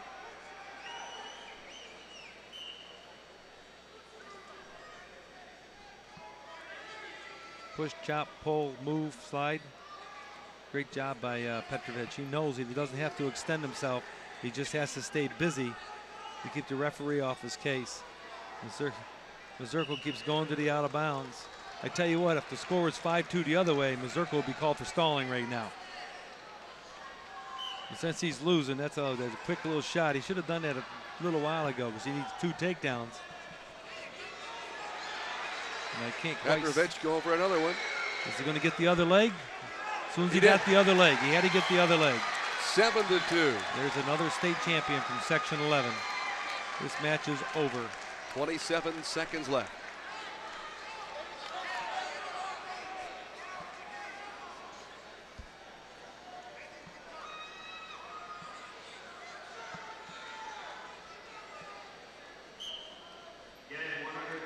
He needs to let him go here. There you go. We don't want to call for stalling. The big point difference. 7-3 now. 16 seconds to go. This is our second matchup. We called him for stalling. 7-4. Too late now. The referee shouldn't even called nothing there. Stay out of the action. Don't even worry about it. I don't know why he stuck his hand up. Time runs out.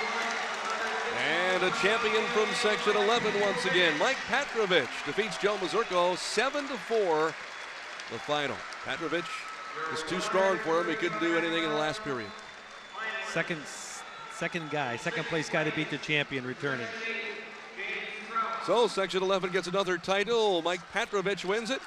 We'll be back with more of the 160-pound championship coming up next right here at the New York State Wrestling Championships in Syracuse on Empire Sports Network. And here we go back to the action. This is now for the 160-pound title. Matt Harrington from Section 2. Section 8's Greg Lawrence. There's a shot of Greg. Harrington, a junior, and Lawrence, a junior as well. Both have another year to go. Section 2 against Section 8. There's Matt Harrington. Matt Harrington's been here before. He was 4th in '99. He was 3rd in 2000. And now he's in the final in 2001. Matt Harrington is ranked number 2 in the country in USA Wrestling. Greco-Roman National Championship for Harrington. We should see that probably in every application. Every application. Incredible credentials coming into these finals. I say the same thing every year, and I hope people are really listening. There's plenty of wrestling clubs out there. Western New York is New York Super 6, and Section 5 is Gold Force and Genesee Valley. Section 3 is Mohawk Valley. Now we have a takedown quickly by Harrington that makes the score 2-0.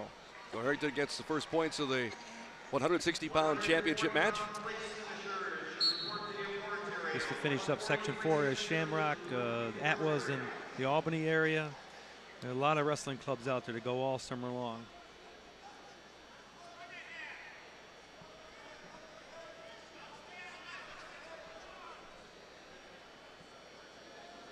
And it's a little different than the other matches we have. Harrington's taking him down. He says, I'm going to ride him out for a while here. Control the tempo. But gets away. Harrington gets his first point. 2-1 now in favor of Lawrence. Times are changing on the feet. Used to be a takedown, let him go, takedown, let him go. Wait till we see Seminar come up here at 189. You see the takedown, let him go guy. But the times are changing a little bit. I know that in college it has been. You take him down, now you ride him for a while, and you hammer on him, you wear him down, you get him tired. Then you let him go. Then you take him down again and hammer on him again. By the second period comes, the guy's tired. And you got the match won already by the end of the first period.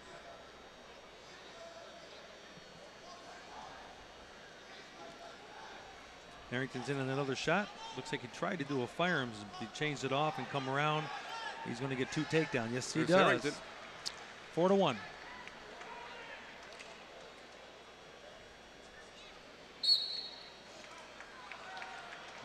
About less than a half minute to go in the first period. I don't think a person has left their seats here. No, I tell you, we've had some exciting matches.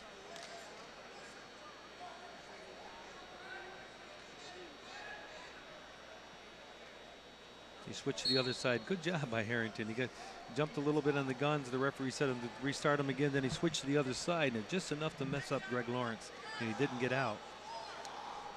Harrington trying to tilt. He's going to get the tilts. He's going to get points. Yes, he does. I think he only gets 2, though. 3 count? Yes, he was. 2. Makes the score 6-1 in favor of Harrington. Lawrence trying to stand up, and he does, but they rule he's out of bounds. And actually, time runs out in the period. 6-1 in the end of the first period. It's here's where he tried his fireman's carry and changed off to a single and came around. And he's got that good explosion that makes it work for him. They call it potentially dangerous there right after that. Harrington's right back on his feet to start the second period.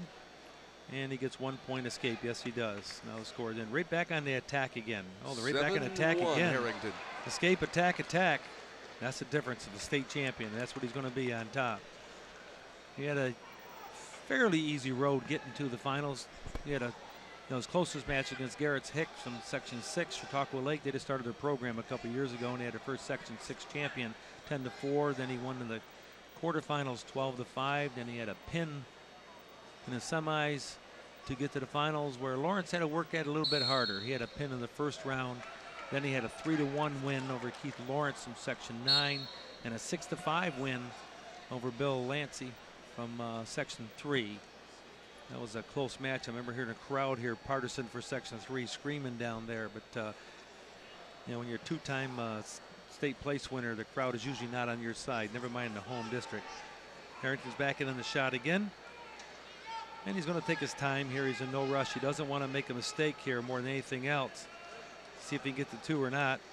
He's going to probably end up with the way he controlled the other ankle. Yes, another he did. 2. 11 now to 2.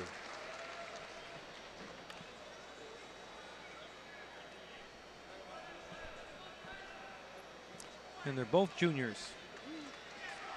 It's a point there for Lawrence. 11-3 to score. And Harrington's right back on the attack again, right to that 2-on-1, controlling them. He doesn't give Lawrence a chance to set up any of his offense. He had to get to the finals by having some type of an offense, and Harrington's just not going to let him set it up.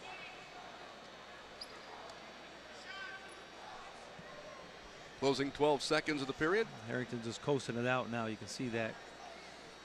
Get ready for the third period.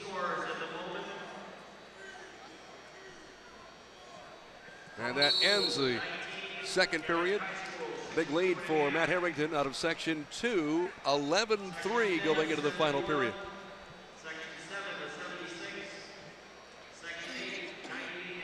Lawrence needs something to happen big here, or this match is done. And I don't think it's going to happen, though.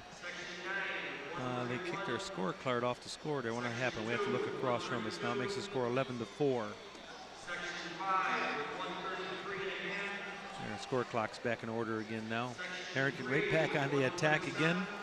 He tastes that state champion, and he doesn't want to let that championship go. He's not going to coast into this third period, that's for sure. See, that'd be 2 if they're out of bounds. Since they're not out of bounds, he has to get a regular takedown,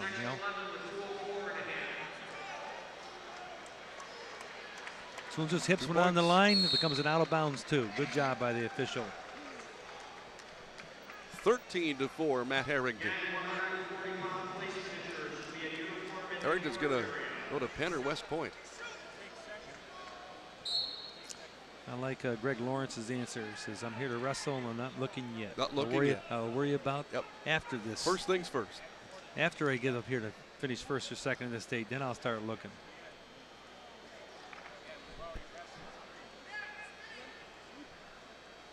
(13-5), Harrington at 160. Down to a minute to go in this one. Can't lock your legs, son. There you go. Harrington's been in that position before. Is he going to get the 2 again? I think he probably will. Yes, he does. 15-5. Once he gets ahead by 15 points, this match will end. He's up. He needs 5 more to go. What do we got here? 40 seconds to do it. I think we have blood time. He's pointing to the mat. Must be there's some blood on the mat. We got nosebleed.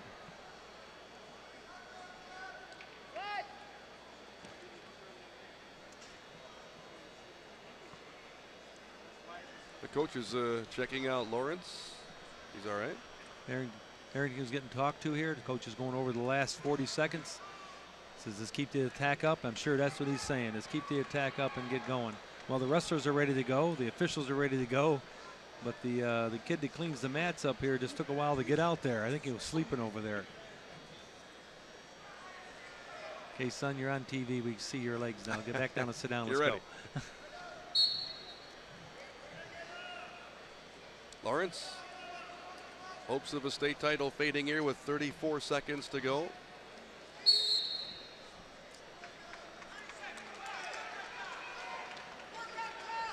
Looks like Harrington is going to try to ride him out just to make sure he doesn't make that big mistake on the feet, headlock or something like that, and get pinned in the closing seconds. We've seen that happen too many times. You coast a little bit with a big victory and somebody sneaks one in and you lose. You get pinned. Under 15 seconds. I'll reset again. Probably one more start would do it. 13 more seconds separating Matt Harrington from the state championship at 160. Just let him go. And Harrington's right back on the attack again. You can't get thrown to your back if you keep attacking. 17-6 now, Harrington, and that is the end of the third period. Matt Harrington out of Section 2 wins the title at 160 pounds. The final 17-6 favor of Harrington. So he really turned on the Jets here in that last couple of periods from LaSalle, and he's the champion. We'll be back with more coming away here on the Empire Sports Network. The high school wrestling championships continue. And we're set now for the 171-pound championship. Eric Weissman out of Section 6. Ben Locke out of Section 4.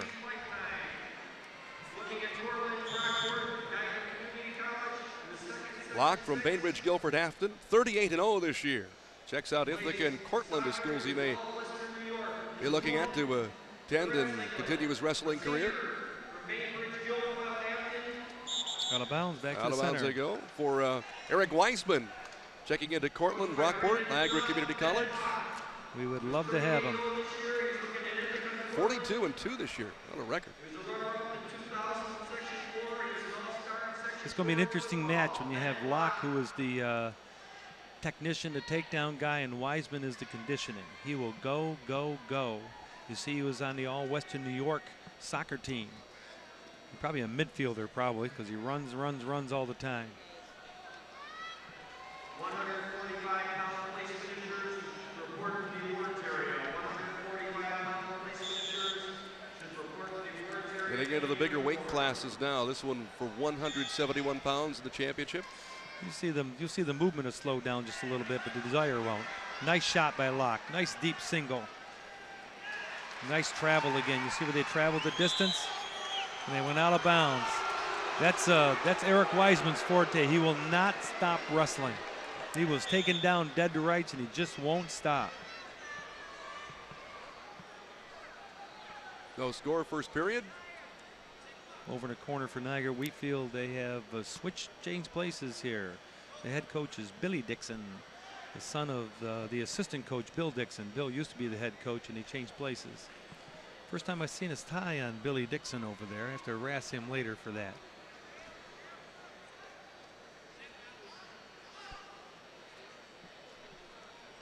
Less than a half minute to go, first period. Nobody's put points on the board yet.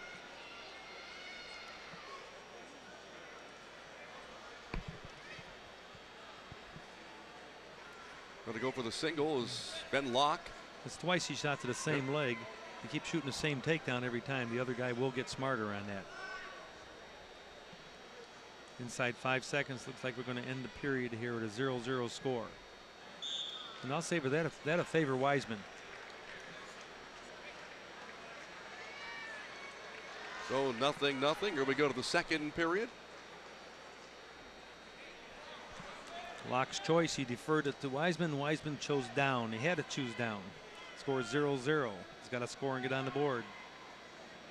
Oh, bottom man moved. Okay, this restarted again. The bottom man moved. The top man wasn't in the right position, so they canceled them both out. This is a big match for Section 4 and Section 6 if I've kept the team scores right. Section 6 had 1 win. They have 52.5 points. Section 4 has had 2 wins. It brings them up to 151 points. There's a 1.5 separating them. So it's a big match here. Whoever wins this could end up in second place as a section in the state. Locke's just going to take his time here because he's in control on top, even though he looks like he's in a bottom position. Good job by the referee. Stop that because you know the clock's going to run too long.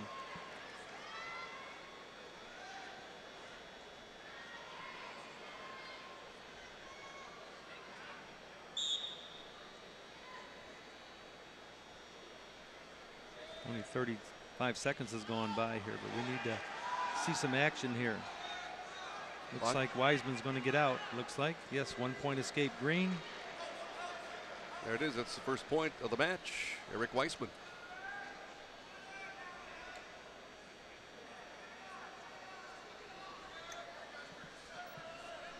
One minute to go, second period.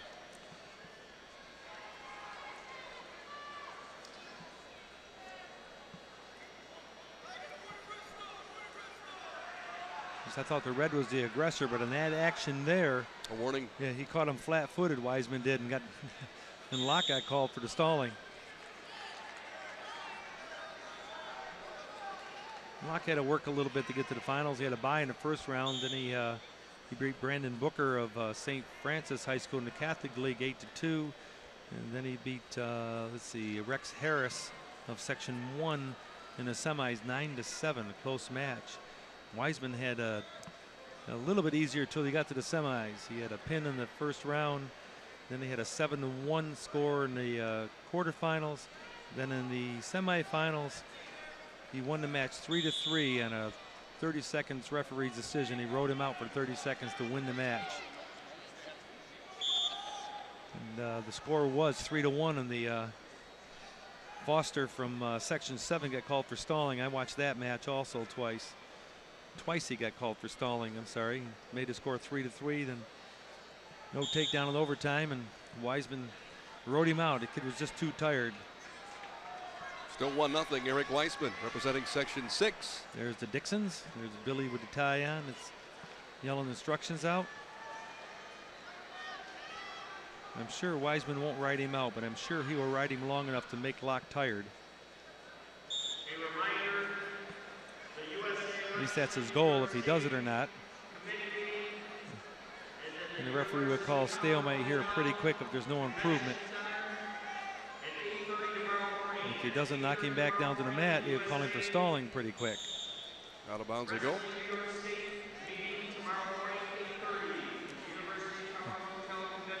Still just 1 point on the board. Well, Wiseman's plans here is to tired Locke out. I'm sure Locke is going to get out. I don't think Wiseman can control him for 2 minutes. It's tough to control a man for the full 2 minutes in the state finals. Yep, there's the escape. I know he'd like to ride him out longer than that, but he didn't quite make it. That ties it 1-1. As we said before, whoever makes the mistake here is going to lose the state title. That's how close the two competitors are.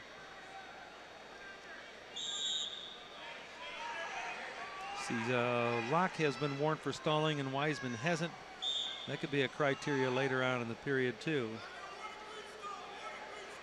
I don't think he was stalling there. I think the referee just wanted to even it up. Now they both have a warning for stalling. Now they both know exactly what's going on. They've both been warned that they can both work the same difficulty, same hardness. 1:03 left. I think they're both just right now really timid. They're afraid to who's going to make the mistake. Make a mistake, yep.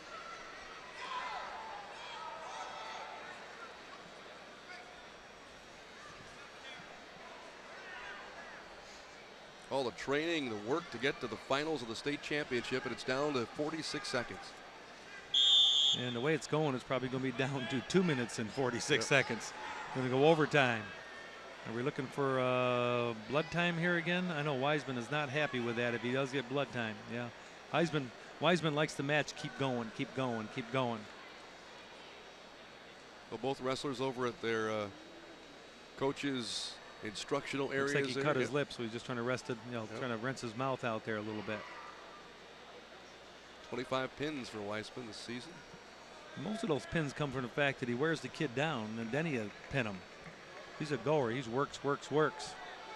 Ben Locke undefeated, 38-0. With only 12 pins, that's usually more pins there for a 38-0 guy. But he's more of the technician, probably take down, let him go type of guy. 43 seconds remaining. Referee's talking to both of them. Pick up the action here. I don't know if I'd pick up the action or not.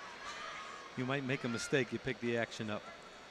As we tell our wrestlers, you got 2 minutes and 35 seconds to take him down. You're in no rush here. Just don't back off the mat, Mr. Wiseman. There, he made good job. Turned the corner and came back in again. Good job. Stalemate back to the center. 25 seconds left, third period.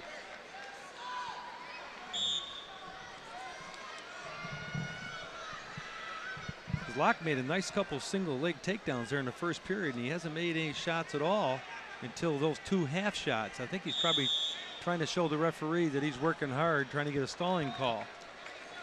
I think the referee's much smarter than that.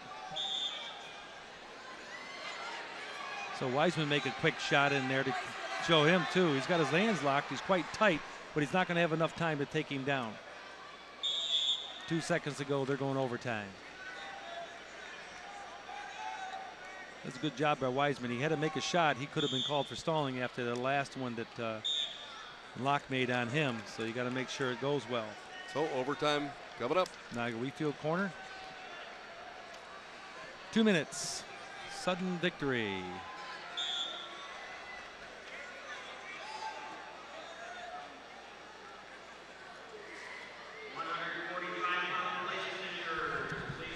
Good job by Wiseman. He shot twice and shot out of bounds to make sure the referee's off his case about warning for stalling here. It's been a tactical match all the way.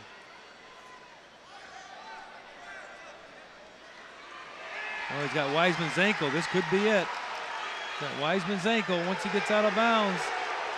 No, he stepped out of bounds. No takedown. No takedown. Right there. See Wiseman right back on the knee again. Right back down on the takedown again. That's Wiseman's forte. Comes right back in and make sure the referee knows he made the right call. I'm going to attack the whole time. Thought Locke should have had a takedown there. He had that ankle control. That should have been done. That should have finished the match off. The crowd knew it too. This is the same situation they were in. He reached for the same ankle, but Wiseman stepped out of it this time. Fool me once, but not twice. I'm going to say the referee's going to call them both for stalling and go to the 32nd. 2 referees are talking there. I don't know what they're talking about. Of course, we can't hear them. No warning yet. I think what's probably going to happen if neither one of them shoots here in the next 15, 20 seconds. Well, there is a shot by Locke.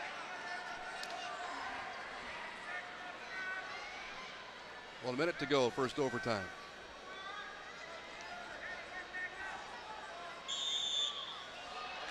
See, Wiseman's smart here. Wiseman, every time they get the out of bounds, he makes sure he finishes it up with something. Make sure he doesn't get caught. Now the action's picking up. Should have had this in the first period.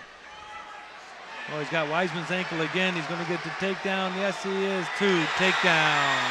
champion. Got that Ben same ankle. Ben Locke wins it 3-1 out of Bainbridge Guilford Afton, Section 4. He reaches out and grabs Wiseman's ankle right there. That's the second time he's had it, and this time is takedown.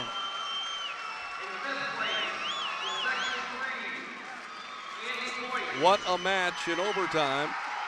Again, the final, Ben Locke, the champion at 171 pounds out of Section 4, 3-1. The final score on that one. Coming up, our championship at 189. Next on the Empire Sports Network. And now we're set for the 189-pound championship. Brian Steele out of Section 2 and Kyle Sermonera from Section 6 set to go at it. Steele from Hudson Falls. And from Lewiston Porter, it's Sermonera. I'm probably a little biased in this one here because both of the coaches from Lewiston Porter wrestled for me. So I hope I'm not biased on air here. Tim Lukasik and John Hoover. John Hoover was an All-American for us.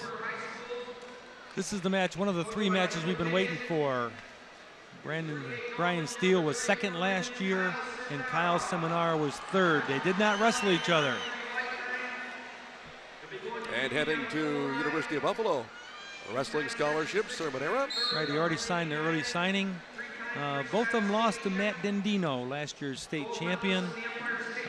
Sermonera lost in double overtime. He got ridden out for a criteria. I think the score was 1-1, I think it was.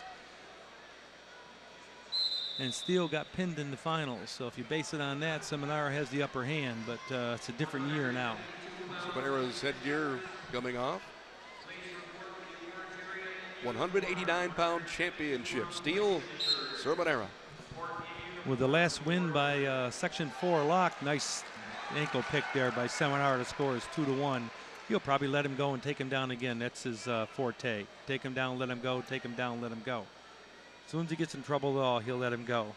I'll say in their last win by Locke put Section 4 ahead of Section 6, 154 points to 152.5. With Section 6 Sermonera wrestling here, winning this match 2-1, and then heavyweight, the 275-pounder Section 4 has one more competitor left also.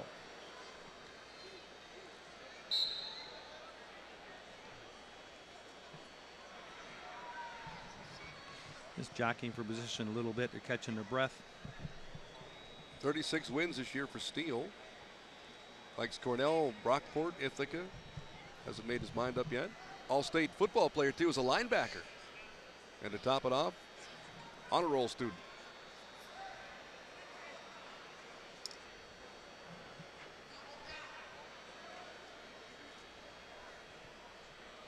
Up 2-1, Kyle Sermonera. You know, Sermonera, after he lost last year, you know him a little bit better because he's not too far from Niagara Community College. He put a picture of Matt Dendino up in his home in his weight room and says, "I'm never losing to that guy again or anybody else." That was his motive and his desire right there.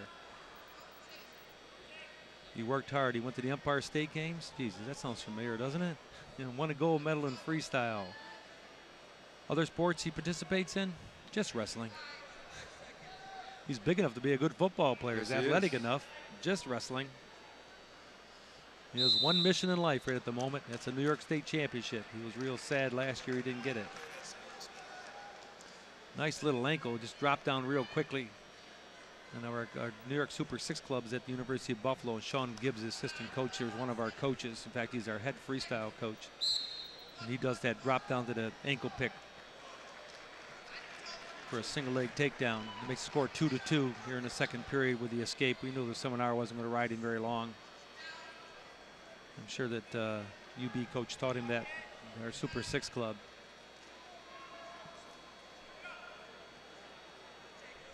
Even here, 2-2, minute 38 left, second period.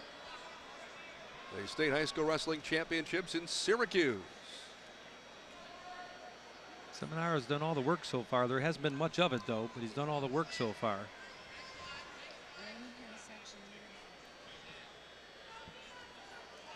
I sent my lovely wife Linda down to the team score guy to check it to make sure I did it right.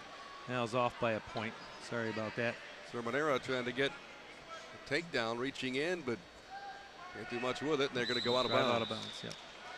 Section 6 has 152 points and a half, and I miscalculated Section 4. They have 155 and a half. I think I know what I did wrong back in Jankowski's. Didn't he have a major decision or something? Probably that's what I did. Anyway, one guy left from Section 6 and one guy left from Section 4. If Section 6 loses this, Section 4 automatically will finish second. But if they win it, then Section 4 has another chance.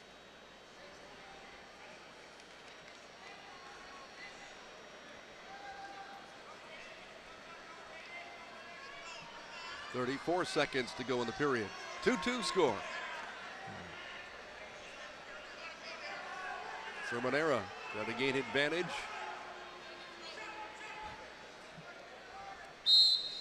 Stalemate. A reset. This is the slowest I've seen Sermonera wrestle. He usually just a takedown machine. I wonder if the pressure is getting to him a little bit. He's only shot a couple takedowns, but this time he's already shot about 15 of them and got 12 of them. But he is wrestling last year's state runner-up, so it does has a hamper to it too. They're inside 5 seconds now. Nothing's going to happen now. So we go to the third period. At a tie here at 2-2. Sermonera will choose down.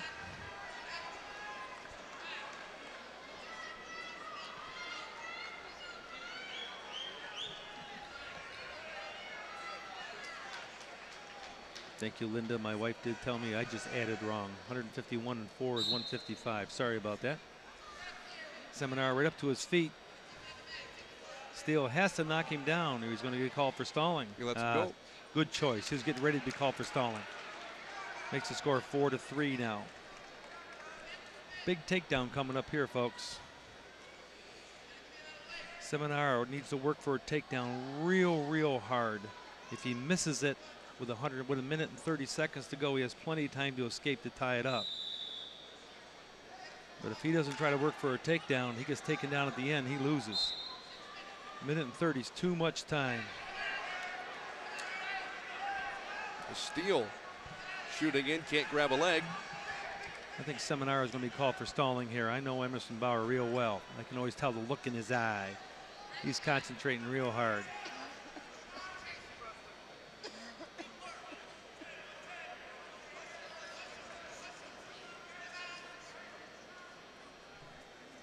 Coming up on 1 minute left in the last period. Sermonera. He shut it down. I think he's in trouble. I don't think Steele's got the ability too much to take him down with that defense that he's got. He's got that great defense in there.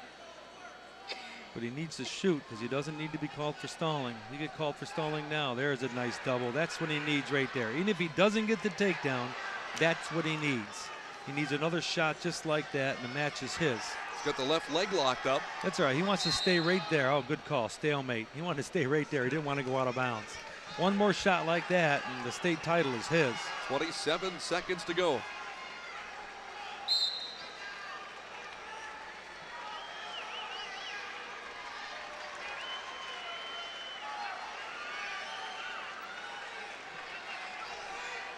One more shot. There it is. Out of bounds. You're going to try to drag him in. If he doesn't, the referee will probably call stalemate here on the edge. 8 seconds. He doesn't want to prove himself. Good job. 1 point difference. Lewiston Porter coaches are up on their feet now. They know what they can taste it. Steele's got to shoot here. Oh, he tried a headlock. What did he try a headlock for? You can saw too many of those. Sermonera state champion. He finally got it. That puts Section 6 ahead of Section 4 now by 1.5 points. 3-2 with Section 4 to go. Well, Sermonera, a 3-2 victory.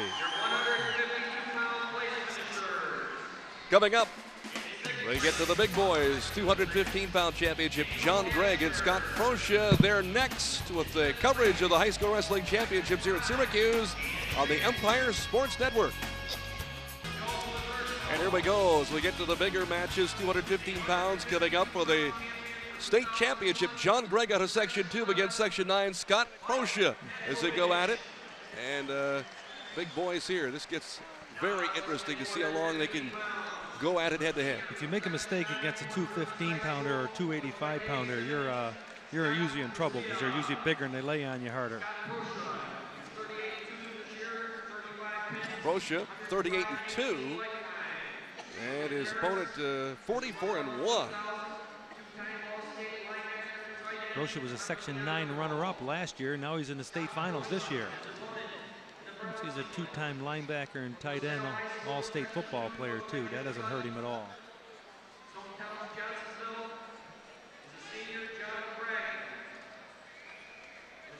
I saw John Gregg wrestle in the finals of the Spencerport tournament. He did an excellent job. He's a tough kid.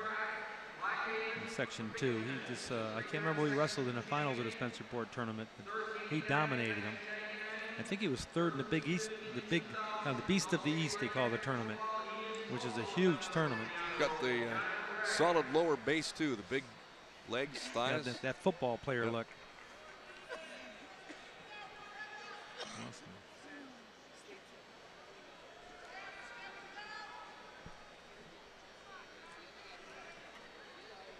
Still no score, first They're period. jockeying for positions here. John Gregg was a three-time Section 2 champion. Well, he's going to go out of bounds, I think. Nope, get both legs. Two takedown, Mr. Stark. Very good job. I'm sorry. Greg Stews is the referee in this time. Bill Stark is the assistant. Good out of bounds call there, Mr. Stews. So Gregg gets the first points of the match, 2-0. Greg Stews is the head official in this one, and Bill Stark is the second, is his assistant. Of course, Mr. Stark has been to a lot of state championships, USA Wrestling. He's a 1E exceptional, and a feeler referee also. He travels around the world. This man likes to officiate. See a lot of the world doing that. John Gregg was third 99 at 189 pounds, and he moved up to 215 last year, and he was third last year at 215. This year, obviously, he's going to prove both of them, and he's looking for his first state title. 9 seconds to go, first period. Both of them are all state linebackers. These are must be on the same team together. Huh? All state football Great linebackers. athletes. And time runs out of the first period. With the score, Gregg in the lead, 2-0. Gregg out of Section 2. Controlling the knee and the head here. Didn't quite make it out of bounds. He stopped a little short right there. When he fell down, all he had to do was lock up the other leg, which he did. You can see his hands are locked. That's 2 takedown. Great drive by Gregg. He had him on the run. He just kept after it. And with that out of bounds calls, usually the guys get to the out of bounds and they relax and they fall down. They got to keep on working to get further out of bounds than that. Trouble is, then they get called for fleeing the mat or stalling. There's a point for an escape. 3-0. In favor of John Gregg. John Gregg's looking for that first state title. Section 2's done very well this year, and it's a lot of it's been led by this Johnsonville team. They had a great team. They scored very high in a lot of tournaments they've been to. Didn't have too many guys, but what they had was very good. Another takedown's coming unless they hit for the out of bounds. And keep him in bounds. That little headlock is got backfired again. Yep. The headlock is a great move and a real bad move. 5-0 Gregg. Gregg's going to keep him on the edge there, let the clock run just a little bit. Probably Mr. Stews will call stalemate here in a few seconds because the clock is running too fast here. Oh, they've got a cradle. If he can pull that in. There's the stalemate. Okay. Maybe they went out of bounds. I couldn't quite see, but good job. 50 seconds, second period. Proscia out of Section 9 on the bottom. John Gregg has the advantage here. They take it 5-0. Again, they go near the out of bounds area. They spent a lot of time over there on the edge of that mat. There's a stalemate for you. Back to the center. Good job, Mr. Stews. Don't let that clock run over there.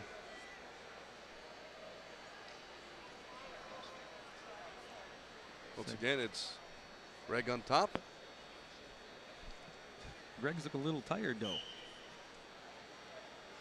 And that's the trouble when you weigh 215 pounds. You got a lot of energy to move yourself. Never mind the other guy that weighs 215 pounds. Back to the out of bounds again. Greg checking out a couple of schools in the Pennsylvania State Athletic Conference, Slippery Rock, Lock Haven, both excellent wrestling schools, as is Binghamton University. Binghamton just moving up to Division One.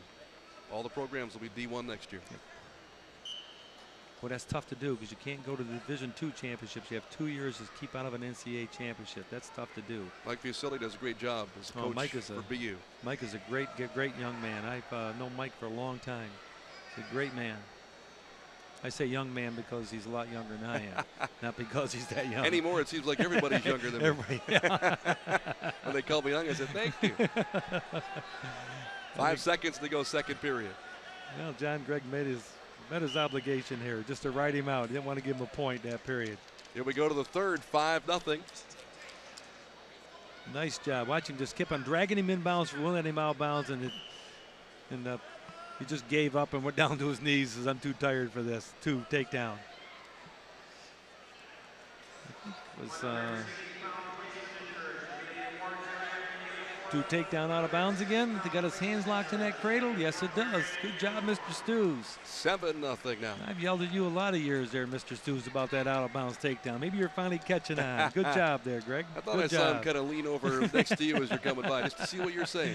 Well, he's a Section 6 official, and that's where I'm from, and so we talk a lot. He's a Niagara Community College graduate, so we know him quite well, and we do talk a lot. I love the out-of-bounds calls now. They penalize you if you go out of bounds. That's the object. Stay on the mat and wrestle. If you go out of bounds, you need to get penalized somehow. And they went to a 2-point takedown. That's a big penalty. So if you don't like it, don't go out of bounds. Still 7-0. There's Mr. Stews. With Greg in the lead.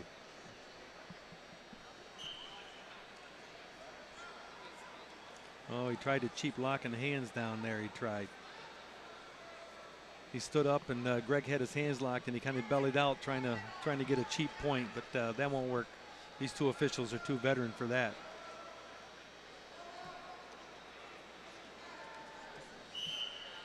And off the mat they go again. Down to a minute 7.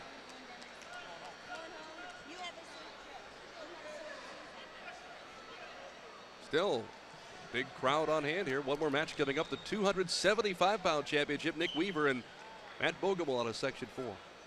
That'll be a big match for Section 4 and Section 6. Who's going to finish second behind the powerful Section 11? I have to say, they got a lot of friends down there in Section 11. I have to say that, or they won't be happy with me and admit how powerful they are. They are powerful. Boy, they're spending an awful lot of time out there on the edge of the mat. And this match has been a real long one because it takes them longer to get back to the center than it does to take them time to wrestle.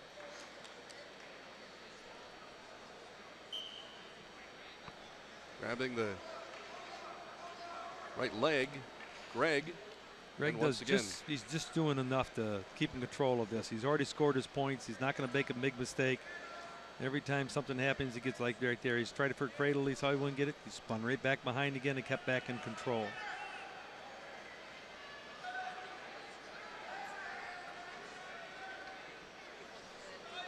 Well, they're going to stay on the mat this time, and the clock is running, and so now the speed of the clock along, and they went stalemate.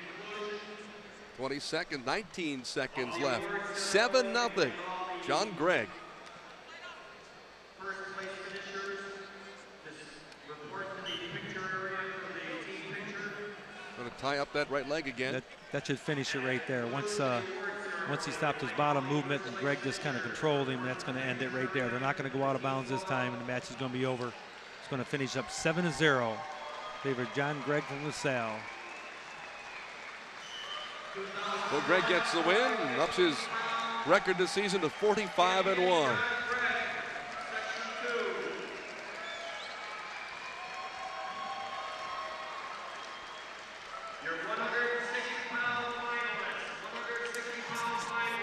So the one match remaining, 275 pounds worth. Nick Weaver and Matt Bogomol. That's next, right here with the Empire Sports Network. And coming here for the 275-pound championship, Nick Weaver out of Section 7, Matt Bogomol Out of Section 4, the big guys here, as Weaver 29-3 this year, and Bogomol is undefeated, 35-0. Maine Enwell High School, 35-0. He was third last year in Section 4. He was on a cadet Greco and freestyle team. He's All-American both styles.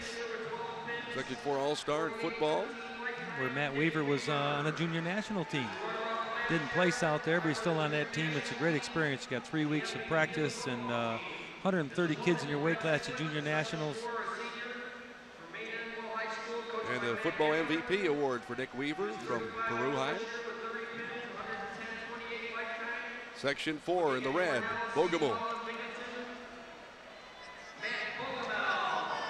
Bogomol considering several schools, Cornell, Seton Hall, Binghamton University. He's a senior and Weaver's a junior. Weaver had to work a little bit to get to the finals. He had to bye the first round. I guess he didn't have to work very hard on that one. Then he had a 12-3 win.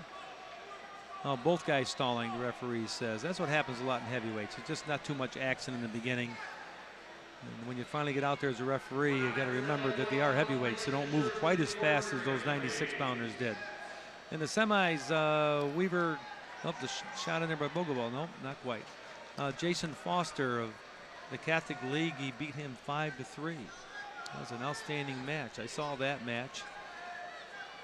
Bogomol on the other hand, yeah, a little bit easier time of it. He had a pin in the first match of 219. He had a pin in the second one of 121. And he had a fall in the semifinals at 456. 30 pins this year out of 35 matches. I for can Bogomol. see that. Oh, I'm sorry, I'm looking at the guy he beat in the semis. He only had a bye the first round, then he had 2 pins. But he had pins both of his guys, so 35-0 and 30 pins. I can see that because he pinned 2 guys in the state championships too. 7 seconds to go first period. Nobody scored. I know the Section 6 director, Tim Slade, is not hoping he's going to get another pin. But on the other hand, Section 4 director, I know he's hoping he gets another pin.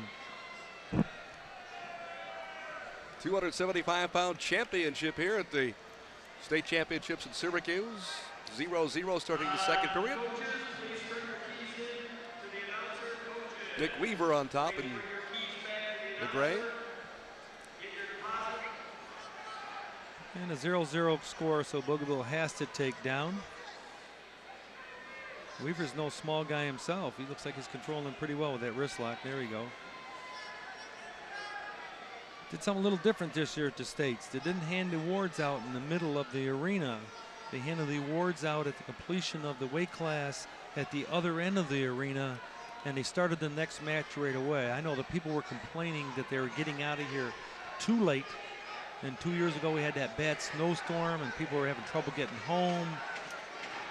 A lot of people have stayed around for a whole slate of matches. Well, that helps it because now they decrease this. Instead of getting out there, 2 reverso for Bogomol. That could do it right there, folks. Bogomol gets the first points, up 2-0. And you get two big guys like this that don't move like those 96 and 103 pounders. A 2-point reversal in the second period could be the difference. He needs the escape, Weaver does, and then escape in the third period to get the score back again. 50 seconds to go second period. Bogomol out of Section 4, leading at 2-0. Now they both lost their anklets now, but it doesn't make any difference. We know which one is red. He's the one with the big red singlet. Half minute to go, second period. Bogomol does look like he's in control of this, doesn't he? They'll reposition them here with 26 seconds to go in the period. 2-0. Section 4's Matt Bogomol.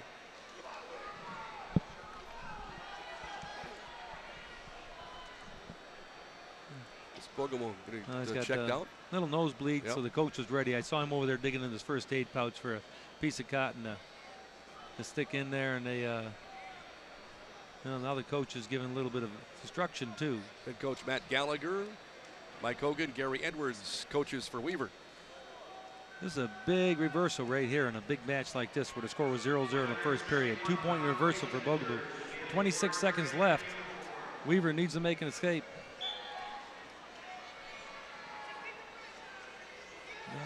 Matt Bogomil, right? Yep. He pronounced his name wrong. Sorry about that. Oh, he got the 1-point escape. I didn't know he'd get that, Nick Weaver. Oh, is he going to get him down for a takedown? No. 5 seconds in the period. That changes the whole complexion now. And they're going to go to the third with Bogomil up 2-1. Yeah, he has to choose down, losing by 1. If he gets the escape, now we're back tied 2-2. So we're back to that takedown again. 2 minutes separating one of these 275-pounders from a state title. And he lets him up. That evens the score at 2-2. So we're deadlocked, like starting all over again.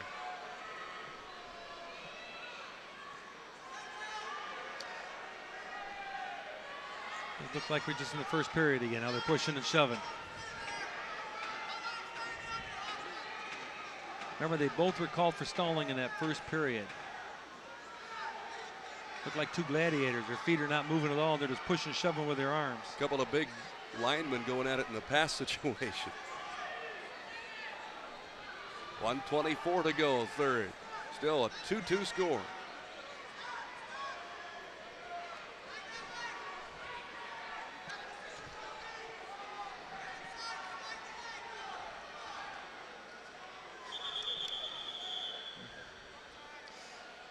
Well, the plug fell out of his nose there, so they got to redo that again.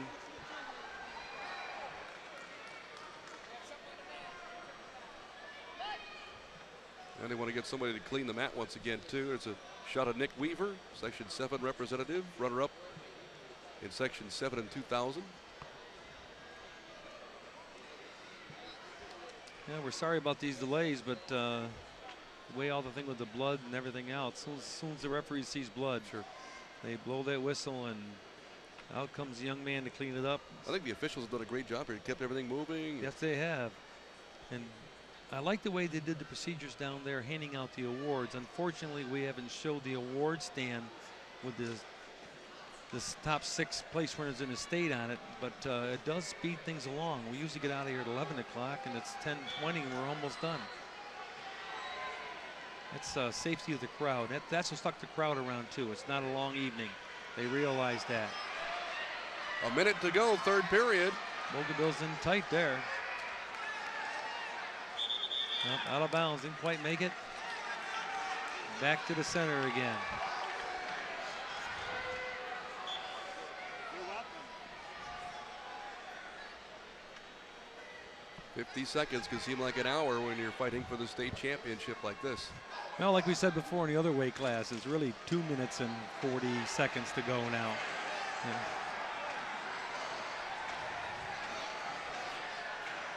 We have a little activity behind us. I've never seen that before. We had a couple guys wrestling in the stands. I wonder if they're from Section 7 and Section 4 trying to see who the winner in the stands is also. 22 seconds to go, third period. Warren both for stalling. 1 point both. 3-3 now. 3-3. That was a courtesy one for that. This is the second time we had Dan Dismone in front of us here, the assistant official. Dan, you got to move down a little bit now. I think he moved over to see the tussle in the crowd here. Set for overtime. Crowd's on its feet.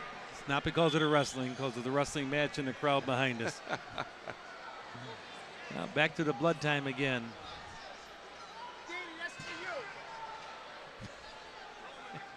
They should just go up into the stands, tell them to come on down on the mat. Right. That's 0. See how tough it really is. Might as well be 0-0 here now anyway, so bring the 2 spectators out. There's Nick Weaver getting some instruction from his coach over here in the corner. He's looking for something. He doesn't have anything. What's he after? He wants to wipe his hands off and face off. That's what he wants to do. He got a T-shirt. Crowd's still buzzing about the activity in the stands here. I think that was the. Here we go. Overtime. That's the way to finish the state title, right? 2001 state tournament, we're going overtime, the last match. Bougainville of Section 4, Weaver of Section 7. Peru and Maine Enwell.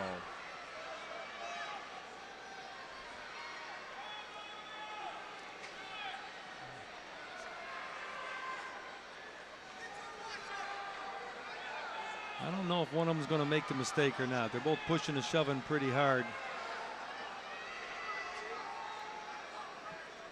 It might come down to the flip of the coin. I'm sorry, I didn't check that rule out. In college this year, they added a rule that whoever's choice it is, by getting the first activity point, there we go. Both men stalling, 4-4.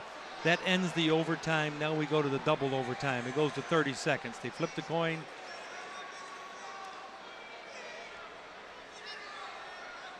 And it's going to be Red's choice. Is he going to choose top or bottom? Which is it? That's not much of a question. He's going to ask him a question here. I'm not sure if it was Red choice anyway. I'm saying in college, it's predetermined by whoever scores the first points besides escape or stalling. And Bougainville had those points anyway in reverse. So I think high school, they still flip the coin. 4-4, and they're running the clock down from 1 minute down to 30 seconds. 30, yep. Yeah, they shouldn't do that. They should have left it at 1 minute and then run it down to 30. Everybody knows it's 30 seconds. Now we got to wait. We got to wait another 15 seconds for the clock to run down. They should have left it at 1 minute and then stopped it at 30 seconds. Also gives the two big guys a little break, though. Oh, they need to break, too. Trouble is, Bougainville's down there in his stance. He's just waiting too long. I think Bougainville's going to get out real easy. Those heavyweights sweat a lot. You know how slippery they are? Here we go, 30 seconds. But I remember in the second period that Weaver rode him pretty good. Nope, the match is going to probably be over. They'll go stalemate here very fast if it doesn't, if the activity doesn't continue. There it is. Stalemate. Then if I remember the rule in high school, the second one they'll go stalemate again, and the third one is 1 point for 3 stalemates. I think you got to go 3. Need to drop to the single leg takedown again, son. Oh, he almost missed it. Turn the corner, and he can get it. Turn the corner, he can get it. Need to finish that because you don't want to be called for stalling. Section 7 is going to win, and Section 6 is going to finish second. And Section 4 is going to finish third. As a section, that's the best finish Section 6 had. I think it's one other time. So congratulations to them. Congratulations to Section 4 for coming back and finishing third.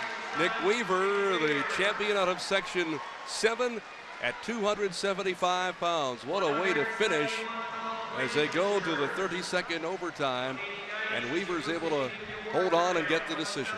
Congratulations to the tourney's most outstanding wrestler, Mike Mormile, at the 112-pound weight class from Section 9. This year's 112-pound final was a rematch of last year's 103-pound final, in which Pat Flynn from Section 11 defeated Mike Mormile. However, this year, Mormile pinned Flynn 1 minute and 27 seconds into the match to win the 112-pound championship and avenge last year's defeat. Mike Mormile, the most outstanding wrestler at the 2001 New York State Championships. And congratulations to all the winners, including our champion at the 189-pound class, Kyle Sermonera from Section 6. A win, 3-2 over Brian Steele from Section 2. Congratulations, champ. Thank you. Let's talk a little about the match, a very close match for you. You won it 3-2. Were you expecting anything that tight going right down to the wire? No, I really wasn't. I thought I could take him down a couple more times, but he had pretty good defense, and I did enough to win, I guess. And as you were able to get the 1 point decision, let's talk about the closing part of that match. What was going through your head with the 1 point lead? I knew I had to stay relatively aggressive so the ref wouldn't hit me for another stalling call. And so I circled and took a couple decent shots and just won. What do you do now after this championship? You got to take a little time off before you do some other amateur wrestling? I'll take about a day off, and then I got nationals coming up and senior nationals in Delaware in April, so I got to be on top of my game for that.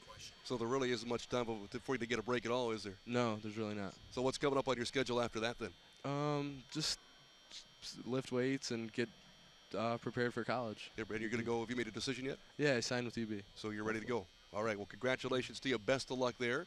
And again, You were the state champion at 189. Nobody can take that away from you, so No. congratulations. Thank you. All right, great job. Joined by Kyle Sermonero, Section 6, headed to UB, the champion here at the 189 weight classification. It takes an awful lot of work to pull off a tournament like this. Year in and year out, there are some fine folks who have done an incredible amount of work and preparation, like Reed Hawk. Reed Hawk, the chairman of the New York State Wrestling Championships, 34 years now at the helm. He's a man who loves what he does. When you watch the New York State High School Wrestling Championships on the Empire Sports Network, people see the best wrestling this state has to offer. What they don't see is all the work behind the scenes. That's led by a man who has run the championships for the last 34 years. Reed Hawk has been the state's chairman of the Wrestling Championships since 1968. That was the first year the city of Syracuse hosted the championships. And thanks to Reed, they've hosted every title since.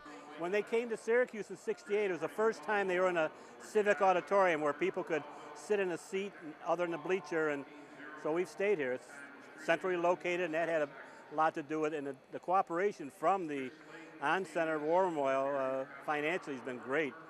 Reed started out as a high school wrestling coach at Jamesville DeWitt in Section 3 back in 1958. At the time, his wrestlers knew more about the sport than he did, so he moved into the administration aspect of organizing huge wrestling championships. As you'd expect, the bulk of his workload comes before the matches even begin. Our real startup meeting is in January, where we sit down, we draw the brackets. It's a blind draw out of a hat, so the brackets are set then. And then it's quiet for a while, and then I work on a 96-page program, getting that to bed, which we just did a few days ago. The big hubbub will come when all the other championships in the state are done, and I'll be getting faxes and phone calls till 2:30 in the morning to get all the final brackets ready. Obviously, Reed has a strong respect and a great love for the sport of wrestling. The sport combines intense one-on-one competition for the greater benefit of the team and builds character for everyone involved. It takes a real different kind of a kid to come out and take the abuse, especially in the learning phases. They get mauled all over the mat, not only in a competition, but in the practice room, and then to stick with it and come back and come back. And these people go out, and I think a lot of them become very, very successful. Now as for the actual tournament itself, over the course of 34 years, there's been some outstanding wrestlers, high school kids who have gone on to make their mark as men you will recognize. Over the years now, as I look back and reflect, we've had a good dearth of outstanding wrestlers. Going back further than the 10 years, I would go back to 1984 when we had the two Bannock brothers and Jeff Blatnick, who all three of them went on to the '84 Olympics and won gold medals. And since then, we've had a lot of footballers, James Scotty Brown off the island. More recently, Kerry McCoy, who was on the Olympic team and went to Sydney and the freestyle team. He went to Penn State for 4 years. He came out of here. We had Tim Green, who became a great football player at SU and the Atlanta Falcons. He was a state champion from Liverpool. And Ron Heller is a name that from Farmingdale. He went and played 8 or 9, 10 years with the Miami Dolphins. And in the pros, we have Jim Duggan, who came from Section 2, who was got the nickname as Hacksaw Jim Duggan with the WWF, as was Mike Rotundo from Section 6. Mike was a wrestler here at SU and went on to become the IRS man, and he assumed a lot of other identities while he was with the WWF. So there are more names than I can really remember, but we've had a lot of them. Out of all those great wrestlers, one stands out above all the rest at the state championships. His name? Jesse Jensen, and last year he became the first wrestler to ever win 4 state titles, a record that might never be broken. I guess last year I got to know him. Of course, he'd been here 6 years. So before the finals last year, I said to Jesse, I says, hey, you've really discouraged us up here this year. And he couldn't figure out what I was trying to. And he says, well, what do you mean? Why? I says, well, people have come from all over the state to watch you wrestle, and you don't even get out of the first period. And we were lacking, and just to see him go for 6 minutes would have been a great, great thrill. But he was a good one. The other great thing about these championships is the open class. It doesn't matter how big or small your school is, which makes for some great moments. It's the only championship we have. We have an open class, so we've got a kid from a school of 170 kids to, a big, huge popular school of 800, 900. banging heads with each other. And ironically, a lot of times the kids from the small areas are winning championships here. And it is good, especially this. You got brothers coming back. You got fathers who wrestled here, whose sons are now back. And so you're meeting a lot of this, too. During the tournament, Reed acts as an overseer, making sure the schedule is going according to plan and everything is on time. He also receives a lot of help from the numerous volunteers during the championships, including members of his own family. My family has been involved. I have 6 children, and they've all been involved in one way or the other, selling tickets or programs and so forth. And they're looking for me to get out like last year and the year before, but it's coming to the end. It's got to be, it's got to have, but I'll miss it. Reed, thank you very much for your commitment over the years. 34 years of excellence, and certainly to all the folks involved in this tournament over the years, too. You've helped an awful lot. Congratulations and a fabulous job you've done. Well, let's, Eric, take a look at the standings here because it was another year for Section 11. Section 11 walked away with it again this year. They had a championship all wrapped up by the time they get to the finals even start. There was a battle for second place, and Section 6 just nipped out Section 4. They battled it back and forth. They went along, and that battle also was carried on by Section 3. So Section 11, 3 years in a row, were champions. Any real surprises here tonight, team-wise or individually? I think that Section 6, I may be a little biased because I'm from Section 6, but they usually finish in that 5th or 6th place range, and this year did an excellent job with 2 state champions, and they ended up in 2nd place. I thought that was a surprise. Section 8 was way down the list. I thought that was a surprise for them also. Section 2 is really getting their act together. The last few years they've been increasing higher up the standings as they're going along, and they could be a section to be reckoned with. Well, this is a lot of fun every year, though, to watch all these great competitors come together and go at it for the state championship on the line, and just a tremendous effort by everybody involved, and certainly the kids who put it all together. Oh, it's a great competition. Unfortunately, there's a few byes the first round, but other than that, the competition is excellent, especially when it gets to those all-state meets you have. When the kid wins the last one he's going to place and the other kid loses, he goes home. Those competitions are very, very strong. The semis are great matches, too. So that's going to wrap it up for us here tonight. That's the story from the 39th State Championships. Wrestling here for high school athletes in Syracuse at the Onondaga County War Memorial. For Erie Knuutila, I'm Roger Neel. Hope you've enjoyed all the events. Have a great night, everybody, from the Empire Sports Network.